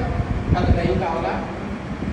చెయ్యి లాగేసి, కాళ్ళు లాగేసి, ఎడం చెయ్యి ఎడం కాళ్ళు లాగేసి, అక్కడ చెమట లాగేసి, ఎడం కోసం లాగేసి మూతొక్కరు అయిపోతుందంటే ఎంత టైం కావాలంటే అంబులెన్స్ రావడానికి?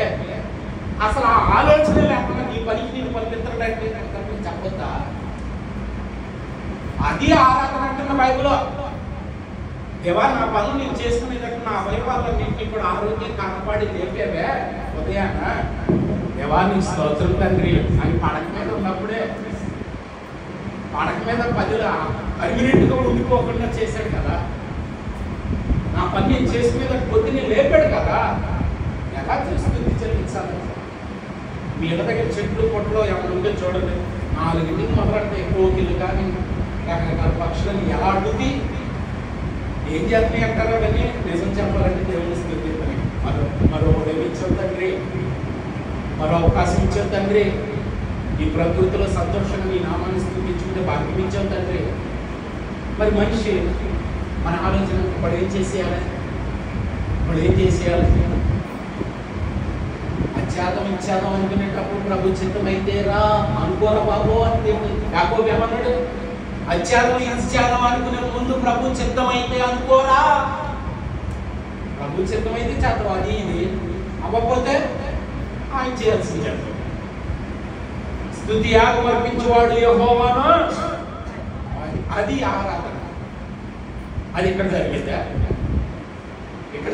చెప్పండి. అది ఇక్కడ జరిగేది కాదు. నువ్వు చేసే అన్ని పనుల్లో జరిగేది. అది నువ్వు చేసే అన్ని పనుల్లో జరిగేది, నువ్వు ఆలోచించే అన్ని ఆలోచనలో జరిగేది. అక్కడ జరగాలి. అక్కడ జరిగిందే ఆరాధన. నీ పనుల ద్వారా జరిగేది ఆరాధన, నీ ఆలోచన ద్వారా జరిగేది ఆరాధన, నీ జీవన విధానం ద్వారా జరిగేది ఆరాధన, నీ మాట తీరు ద్వారా జరిగేది ఆరాధన, నీ చూపు ద్వారా జరిగేది ఆరాధన. ఇది కదా, ఇది ఎవడైనా చేస్తాడా?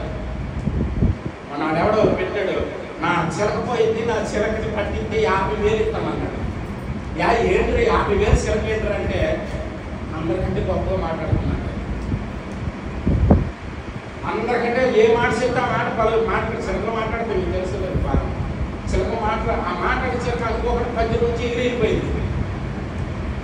ఎందుకు చెప్పింది తెలుసా? మనకంటే బాగా దేవుడిని ఆరాధించగలిగి మనమే కలుగుతాం. అటువంటి పక్షులు నేర్పితే 10 అంటే కదా, చిలకలు ఏమంటే శ్రీరామ శ్రీరామ నేర్పుతారు.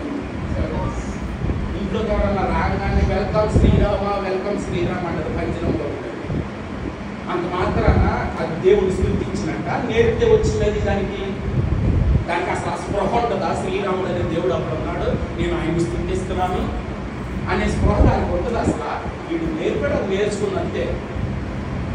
అట్లాగే గుండెల్లో దేవుడు లేకుండా కూడా నువ్వు అనొచ్చు ఏసయ్యా. మా బాబు ఒక ఆయన ఉన్నాడు, ఇట్లా యాభై చెట్టు లేక ఏసయ్యా అంటాడు.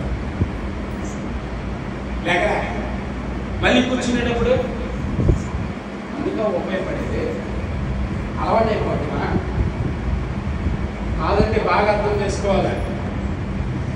ఆరాధన దేవుడితో సంబంధం అంటే నువ్వు భూమి మీద ఉన్నంత కాలం నీ ఆంతర్యంలో దేవుడికి థ్యాంక్స్ చెప్పుకోవాలి. స్తుతి యాగం అర్పించేవాడు యెహోవాను మహిమపరచుచున్నాడు, అది ఆరాధన. చదువుకొచ్చాము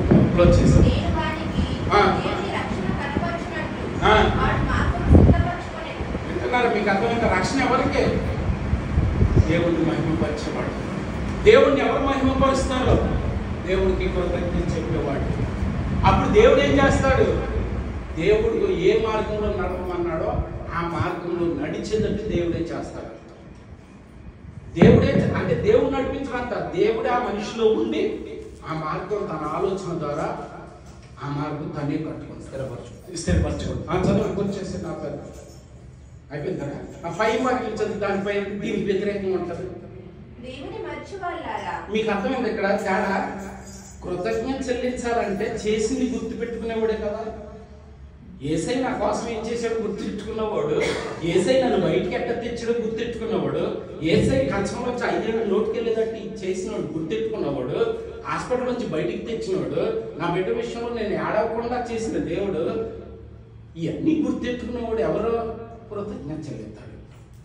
ఈడెవడో తెలుసా గుర్తెట్టుకోడు, ఈడెవడో తెలుసా దేవుడు మర్చిపోయేవాడు, ఆడెవడో తెలుసా కృతజ్ఞత చెప్పని వాడు. నిజంగా కృతజ్ఞత చెప్తున్నాడు అంటే దేవుడు గుర్తెట్టుకునేవాడు. దేవుడు గుర్తెట్టుకోలేదు అంటే ఆడు కృతజ్ఞత చెప్పడం. అన్నాడు కృతజ్ఞత చెప్పేవాడి గురించి చెప్పాడు. ఇప్పుడు ఏమంటున్నాడంటే దేవుడు కృతజ్ఞత చెప్పని వాడు, అంటే దేవుడిని మర్చిపోయేవాడు పరిస్థితి ఏంటో చెప్పాడు. చదవమా. ఏం చేసుకోవాలి? బయట లోపల ఆలోచించుకోండి ఏం చేస్తున్నాడు, ఆలోచించుకోండి.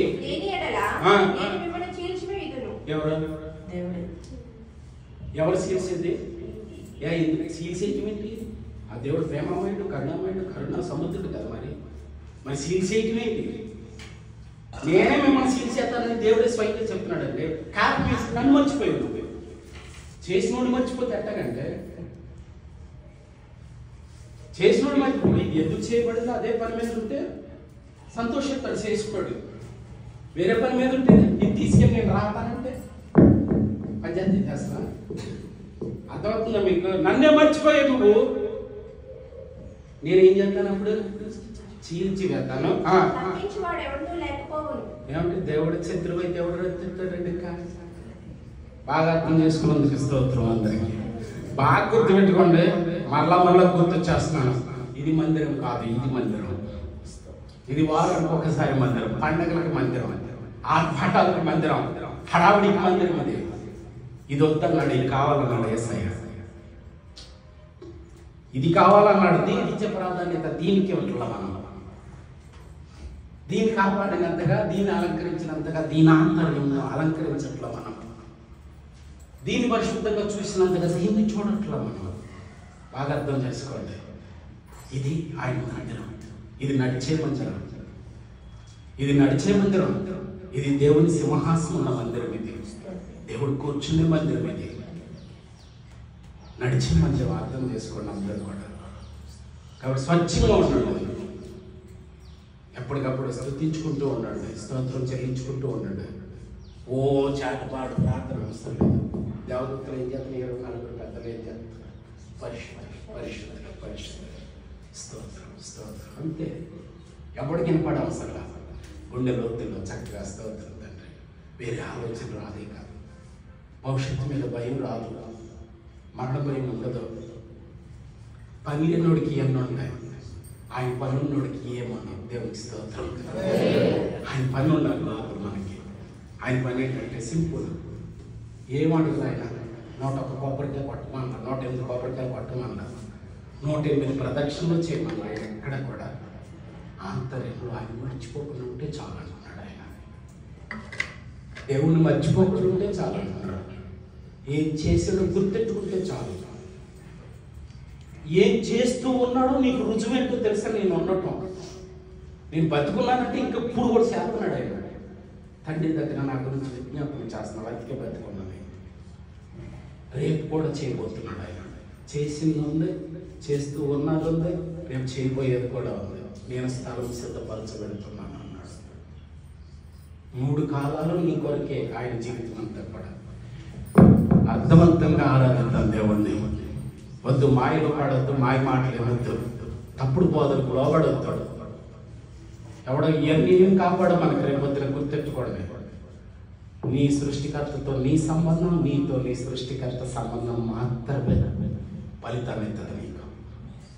ఇది ఒక్కటే చక్కగా నెబ్బరంగా ప్రార్థన చేసుకుంటూ స్తుతి చెల్లిస్తే ఏమవ్వదు. నేను చెప్పిన గ్యారెంటీ ఇస్తాను, ఏమీ అవ్వదు, ఏమీ అవ్వదు. ఏ కీడు, ఏ శత్రువు నీ మీదకి రాలేడు.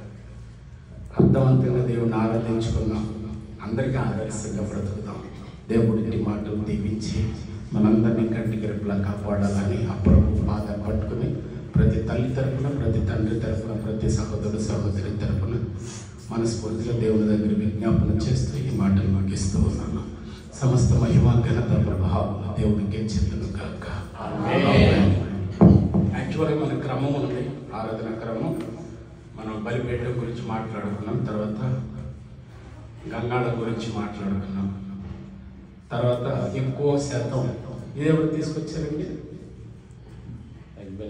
మీకు నాకు ప్రత్యేకమైనటువంటి వందనాలు, శుభాలు తెలుసు. ఒకసారి క్లాప్స్ కొట్టండి. ఎందుకన్నానంటే బైబిల్ అంతట్లో ఇది ఏకాండం. మొన్న ఉన్నట్టయితే బాగుంది. ఇది ఏకాండం. ఈ ఏకాండం దేనికి గుర్తు అంటే యేసు ప్రభువుకి గుర్తు బైబిల్లో. ఈ పక్కన చూస్తారా, ఇవన్నీ సంఘాలకి మనకి గుర్తు. ప్రకాండము, ఈ ప్రకాండములన్నీ దీంతో కలిసిపోయి ఉన్నాయి చూడండి. యాక్చువల్గా అయితే ఇలా ఉండదు, కానీ ఇక్కడ అరపెట్టి ఉంటుంది. అరపెట్టేసి ఇది 6 అమర్చి ఉంటుంది. అక్కడ ఏమని రాసి ఉంటుంది? నిగుడవల్లిను అని రాసి ఉంటుంది. ఇవంట నిగుడవల్లి. నిగుడవల్లి అంటే ఆ అరలోకి దిగిపోయి ఉండాలి. ఇంకో విషయం చెప్తా, వీటిలో చాలా రకాలు ఉన్నాయి. ఇటు 4 ఉంటాయి, ఇటు 4 ఉంటాయి. ఇంకో విషయం తెలుసా, ఇది ఎత్తుగా ఉంటుంది. కానీ బైబిల్ చెప్పింది ఇది పక్కాగా. అంటే ఆయన ఏమన్నారంటే, ఈ సంఘాలు కానీ, ఈ విశ్వాసులు కానీ, ఈ 3 వీళ్ళు ఎలా ఉండాలంటే నా స్థాయికి ఎదిగేటట్టుగా ఉండాలి. యేసుప్రభు ఒక్కడే మనల్ని తన స్థాయికి సమానంగా చేసుకున్నాడు. ఇది పరమాత్మ. ఇది నిజమైనటువంటి దీపస్తంభం, ల్యాంప్ స్టాండ్. యెరూషలేములో చాలా ఉంటాయి, చాలా రకాలు ఉంటాయి. ఇది ఎత్తుగా ఉంటుంది. ఏసే మన అందరికంటే పెద్దవాడు, మనం ఆయనలాగా ఉండలేం. ఇవన్నీ సులుకవులు చెప్పేవాడు. ఆయన కోరుకున్నది ఏంటంటే ఆయనలాగా ఉండాలి, ఆయన స్థాయికి ఎదగాలి, ఆయన కంటే గొప్ప క్రియలు చేయాలని ఆయన కోరుకున్నాడు. ఈ పక్కన ఉన్నవాడు అందరూ. ఇది నిజమైనటువంటి దీపస్తంభం అన్నమాట. మీకు నా హృదయపూర్వకమైన వందనాలు, శుభాలు తెలియజేస్తాను. కానీ ఒకటి గుర్తుపెట్టుకోండి, ఇది దేవుడు కాదు, దీన్ని ఆరాధించకూడదు. అర్థమవుతుందా? ఇది దేవుడు కాదు, దీన్ని ఆరాధించకూడదు. దీని పరమార్థం ఏంటో తెలుసుకోవాలంతే. ఇది యేసు ప్రభుకి ఆనాడు యేసు ప్రభు పుట్టలేదు, రాలేదు భూమి మీదకి. అప్పుడు యేసు ప్రభు చేయాల్సింది ఇది చేసింది. దానికి సాదృశ్యం, ఆయనకి సాదృశ్యం ఇది. ఆయన వచ్చిన తర్వాత దీంతో పని లేదు, గుర్తెట్టుకోవాలి. దేంతోనూ పని లేదు, గుర్తెట్టుకోవాలి. ఆయన వచ్చిన తర్వాత ఆయన కంటే ఇంకేదన్నా బలమైందని నువ్వు అనుకుంటున్నావా? ఆయన తక్కువ చేసిన దాని మీద తక్కువ చేసేవాడు అవుతావు. అర్థమవుతుందా? ఇవన్నీ జస్ట్ ఏంటంటే ఆయనకి ముంగుర్తులు. ఇవి నిజమైన వెలుగు లోకంలో ఉండేను. అప్పుడు ఆ వెలుగు రాకమునుపు వెలిగింది. ప్రత్యక్షపడాలి, ఇది ఒక్కటే వెలిగించేది. కాబట్టి ఈ లోకానికి వెలిగించేవాడు యేసు ప్రభు, ఇది కాదు. అర్థమవుతుందా? అక్కడ యాజకుడు అబ్బడారంలో సేవ చేసుకోవడానికి వెలిగించింది. అది ఈ లోకానికి వెలిగించేది యేసు ప్రభు. ఆ వెలుగులో మనందరము సంచరించాలి. దేవునికి స్తోత్రం.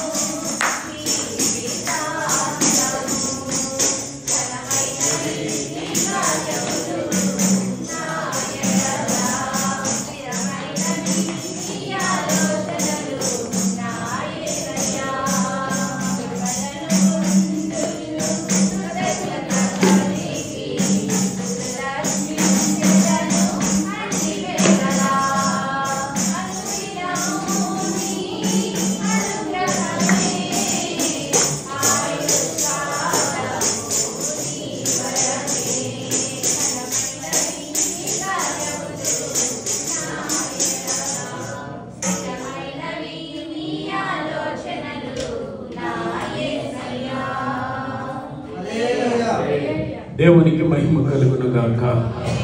రైట్. మరి ఈరోజు ఒక్క నిమిషం, ఈరోజు సబ్జెక్ట్ యాక్చువల్గా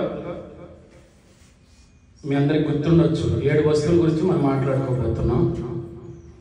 అందులో బలిపీఠం అయింది, సమర్పణ. క్రైస్తవ జీవితంలో క్రైస్తవ బిడ్డగా, దేవుని బిడ్డగా నువ్వు దేవునికి అర్పించవలసినటువంటి సమర్పణలు ఏంటి అని నేర్చుకున్నాం 7 అంశాలు. తర్వాత గంగాళం అనేటువంటి మెట్టు దగ్గరకు వచ్చాము. అది ఆవరణంలో అంటే శరీరానికి సంబంధించినటువంటి విషయాలు. గంగాళంలో కూడా 7 మెట్లు నేర్చుకున్నాం. తర్వాత రెండో స్టెప్ ఏంటి అంటే మనసు బుద్ధి శరీరాన్ని దాటిన తర్వాత అదే బైబిల్ ప్రకారము పరిశుద్ధ స్థలం. పరిశుద్ధ స్థలంలో ఉన్నటువంటి 3 వస్తువుల్లో దీపస్తంభం మొదటి వస్తువు. దక్షిణ దిక్కున పరిశుద్ధ స్థలంలో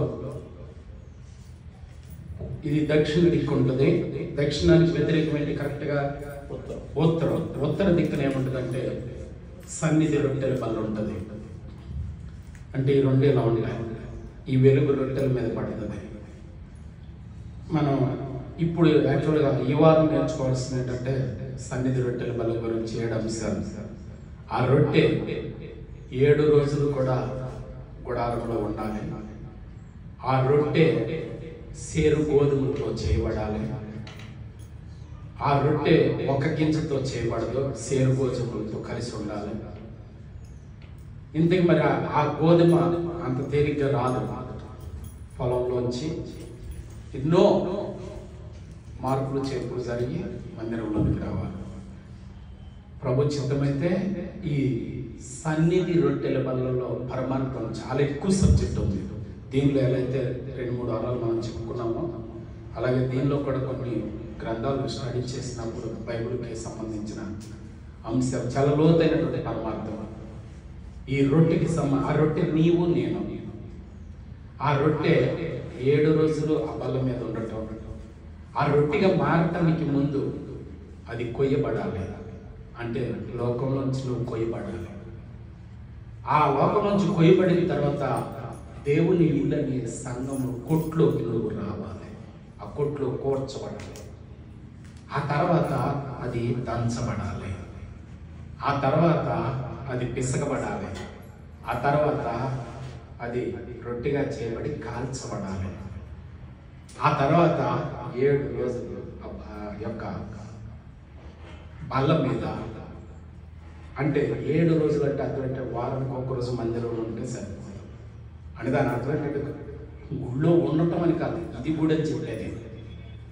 ఒక్కసారి ఒక వారానికి ఒకసారి దేవుని గుర్తుపెట్టుకోవటం కాదు, ప్రతి వారము దేవుణ్ణి అంతరంలో గుర్తుపెట్టుకోవటం. ఇలా 7 పరమార్థాలు కూడా ఈ సన్నిధి రొట్టెల బలలో ఉన్నాయి. ప్రభు మరో అవకాశం ఇస్తే కనుక ఈ 7 మెట్లు కూడా ఈ సన్నిధి రొట్టెల బలకు సంబంధించినటువంటి 7 మెట్లు ప్రభు అవకాశం ఇస్తే నెక్స్ట్ వీక్ మాట్లాడతాను. నేను కోరుకునేది ఏంటంటే ఒక క్రమంలో వెళదాం. క్రమం లేకపోతే దేవుడు తీర్పు రోజున అక్రమము చేయమన్నారా. కాబట్టి ఆవరణంతో మొదలుపెట్టి అతి పరిశుద్ధ స్థలంలోకి మనం ప్రయాణం చేయాలి. ఇది మన లక్ష్యం. అట్టి కృప దేవుడు మనకు ప్రసాదించాలని, అట్టి మనసు మనకు దేవుడు అనుగ్రహించాలని అందరూ ప్రార్థన చేయండి. ఏ ఆటంకాలు కలగకోకుండా ఈ యొక్క సేవా కార్యక్రమం కొనసాగించబడేటట్లుగా మీ అందరి ప్రార్థన సహకారాన్ని కూడా నేను కోరుకుంటున్నాను. ముఖ్య ప్రార్థన చేసుకున్నాను. తలలు వచ్చింది. ఎవరైనా మీ బంధువులు విజ్ఞాపకులు ఉన్నట్లయితే సంఘం లోపల బంధువులు స్నేహితులు మనకి ఎవరైనా వారందరినీ కూడా ప్రార్థన చేసేవాడి గొప్పతనం కాదు. ఏ నామాన్ని ఎత్తి బట్టి మనం ప్రార్థన చేస్తున్నామో ఆ నామాన్ని బట్టి కార్యాలు జరుగుతాయి. కాబట్టి ఇది దేవుడు నిర్ణయించిన రోజు, ఎన్న నేడు నిరంతరం మారని దేవుడు. కాబట్టి ఆయన కోరుకున్న సమయంలో ఆయన కరుణ పేరు ఎదుట మనం ఉన్నాం. కాబట్టి మంచి మనసుతో మనం అడిగినట్లయితే ఆ దేవాది దేవుడు చేతికి వెమ్ముక లేని దేవుడు ఆయన. అంటే ఆయనది మెత్తని మనసు, ఆయనకి చేతులకి కొలత లేనటువంటి ఆయన. అంటే కొలత లేని ఆత్మనిచ్చే దేవుడు, కొలత లేని ఆశీర్వాదాన్ని ఇచ్చే దేవుడు, కొలత లేని ఆరోగ్యం ఇచ్చే దేవుడు, కొలత లేని సంతోషాన్ని ఇచ్చేటువంటి దేవుడు, ఆనందాన్ని ఇచ్చేటువంటి దేవుడు. కాబట్టి అడగండి, దేవా ఉన్న వాటిని బట్టి ఆనందించడం కాదయ్యా. ఉన్నవాడు అనువాడు నా గుండె లోతులో ఉంటే అన్నీ ఉన్నట్టే నాకు. కాబట్టి మొదట నీతో నాకు సంబంధం బాగుండాలి తండ్రి. నీవు నన్ను అంగీకరించాలి. నేను చేసిన తప్పులు బట్టి భయంతో నిన్ను అంగీకరించాను. అది పెద్ద విషయం కాదు. నీవు నన్ను అంగీకరిస్తావు చూసావా, అది గొప్ప విషయం. నా దేవా, నన్ను అంగీకరించమని మీ కాళ్ళు పట్టుకుంటున్నాను. నా బలము, నా అహంకారము, నా విర్రవీగేటువంటి స్థితిగతులన్నీ కూడా నా అజ్ఞానంతో కూడుకున్నాయి. నా కాలుగతులన్నీ నీ చేతుల్లో ఉన్నాయి. నా పగ్గాలు నీ చేతుల్లో ఉన్నాయి తండ్రి. నేను మీ నుంచి దూరంగా వెళ్ళలేను. వెళ్ళాలనుకోవడమే చావు. మీ నుంచి దూరంగా వెళ్ళిపోవడమే చావు.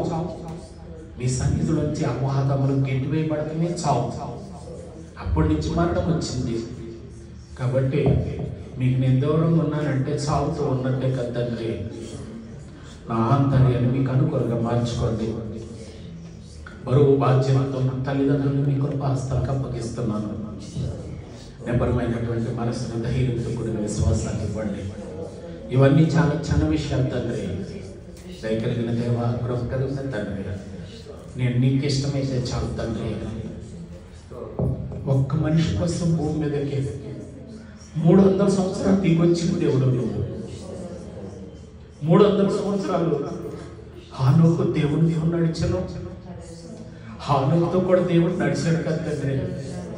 ఒక్క మనిషి కోసం పరలోకాన్ని విడిచిపెట్టేసి వచ్చింది దేవుడు నువ్వు. కాబట్టి నీకు ఇష్టమైన బిడ్డలు బాధపడుతూ ఉంటే చూస్తూ ఉండేవాడు కాదు. గడ్డు మని ఏడుస్తుంటే చూస్తూ ఉండేవాడు కాదు. నువ్వు ఎత్తుకునే దేవుడు నువ్వు, ఓదార్చే దేవుడు నువ్వు. మీరు మాట్లాడితేనే ధైర్యం. ఇవన్నీ ఊరికే ఓదార్పు మాటల భయాన్ని, మెత్తని మాటల భయాన్ని కూసేపే. అదే నువ్వు నా గుండెల్లో ఉంటే, అదే నువ్వు నా మనసులో ఉంటే,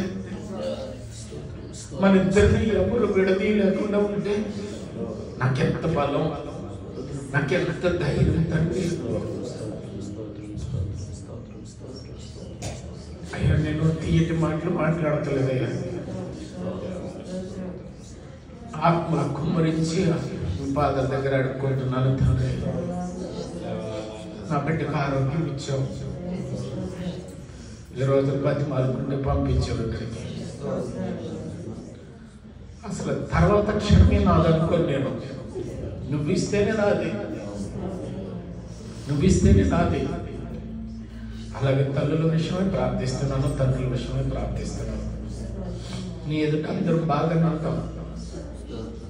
ఎవరి లోపల ఏముందో మీకు తెలుసు, ఎవరెక్కడ నలిగిపోతున్నారో మీకు తెలుసు,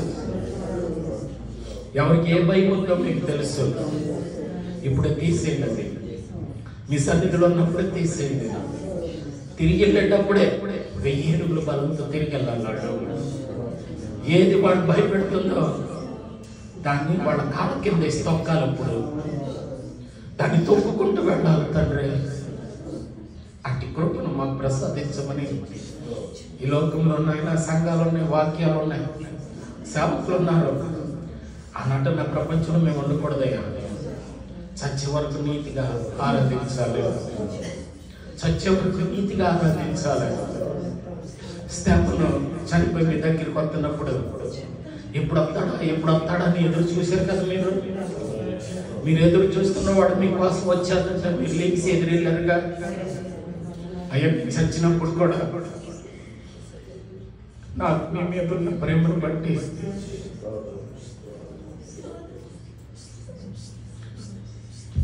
నా కోసం ఎదురొచ్చేటువంటి పవిత్రత నాకు ఇవ్వండి తండ్రి. అట్ట బతికి ఉండే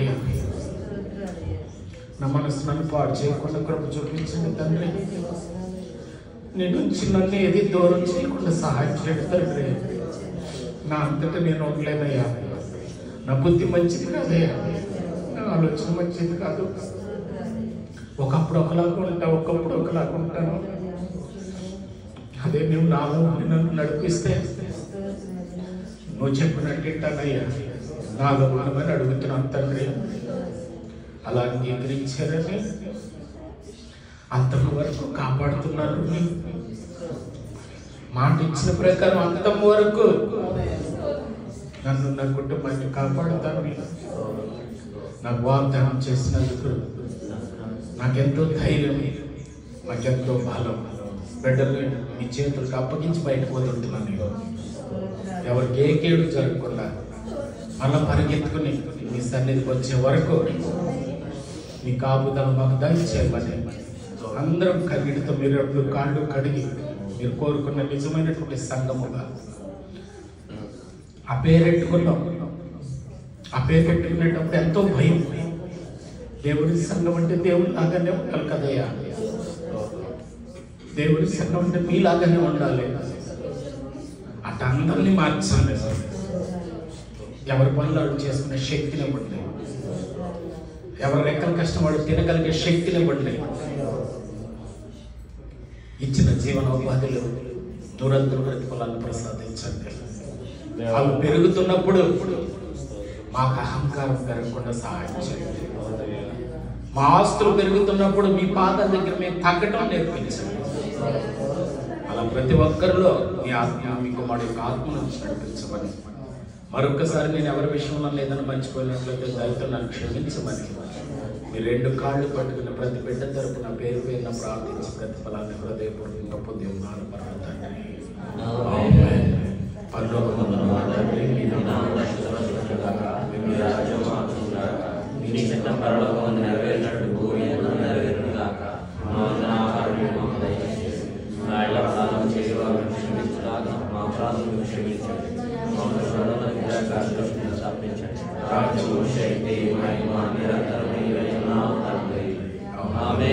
తండ్రి దేవుని ప్రేమ, లోకరక్షకుడైనటువంటి గొర్రెపిల్ల దేవుని యొక్క కృప, మన గుండె లోతుల్లో ఆత్మరూపంలో ఉన్న పరిశుద్ధమైన దేవుడు మనకు, మన బిడ్డలకు, మన రక్త సంబంధులకి, ముఖ్యంగా మనమంతా ఆ పవిత్రమూర్తి పాద దగ్గర ఉన్నప్పుడు వాళ్ళు ఏ కులానికి చెందిన, ఏ దేవుని ఆరాధిస్తున్నా, ఏ మతానికి చెందిన ఎవరైనా హార్ట్ అటాక్తో కానీ, కోర్టు కేసుతో కానీ, ఒకవేళ ఏదైనా మెడికల్ రిపోర్టు భయంకరంగా వచ్చినా సరే వాళ్ళు ఎవరో మనకు తెలియదు, కానీ మన ప్రార్థన విజ్ఞాపన బట్టి ఆ ఇంటి వాళ్ళు ఆ బిడ్డను కోల్పోకుండా ఆరోగ్యం ఇచ్చి ఆ కుటుంబంతో కలిసి అన్నపానీయాలు మనకు లాగా పుచ్చుకునే కృప వాళ్ళందరికీ మనకు లాగానే ప్రసాదించును గాక.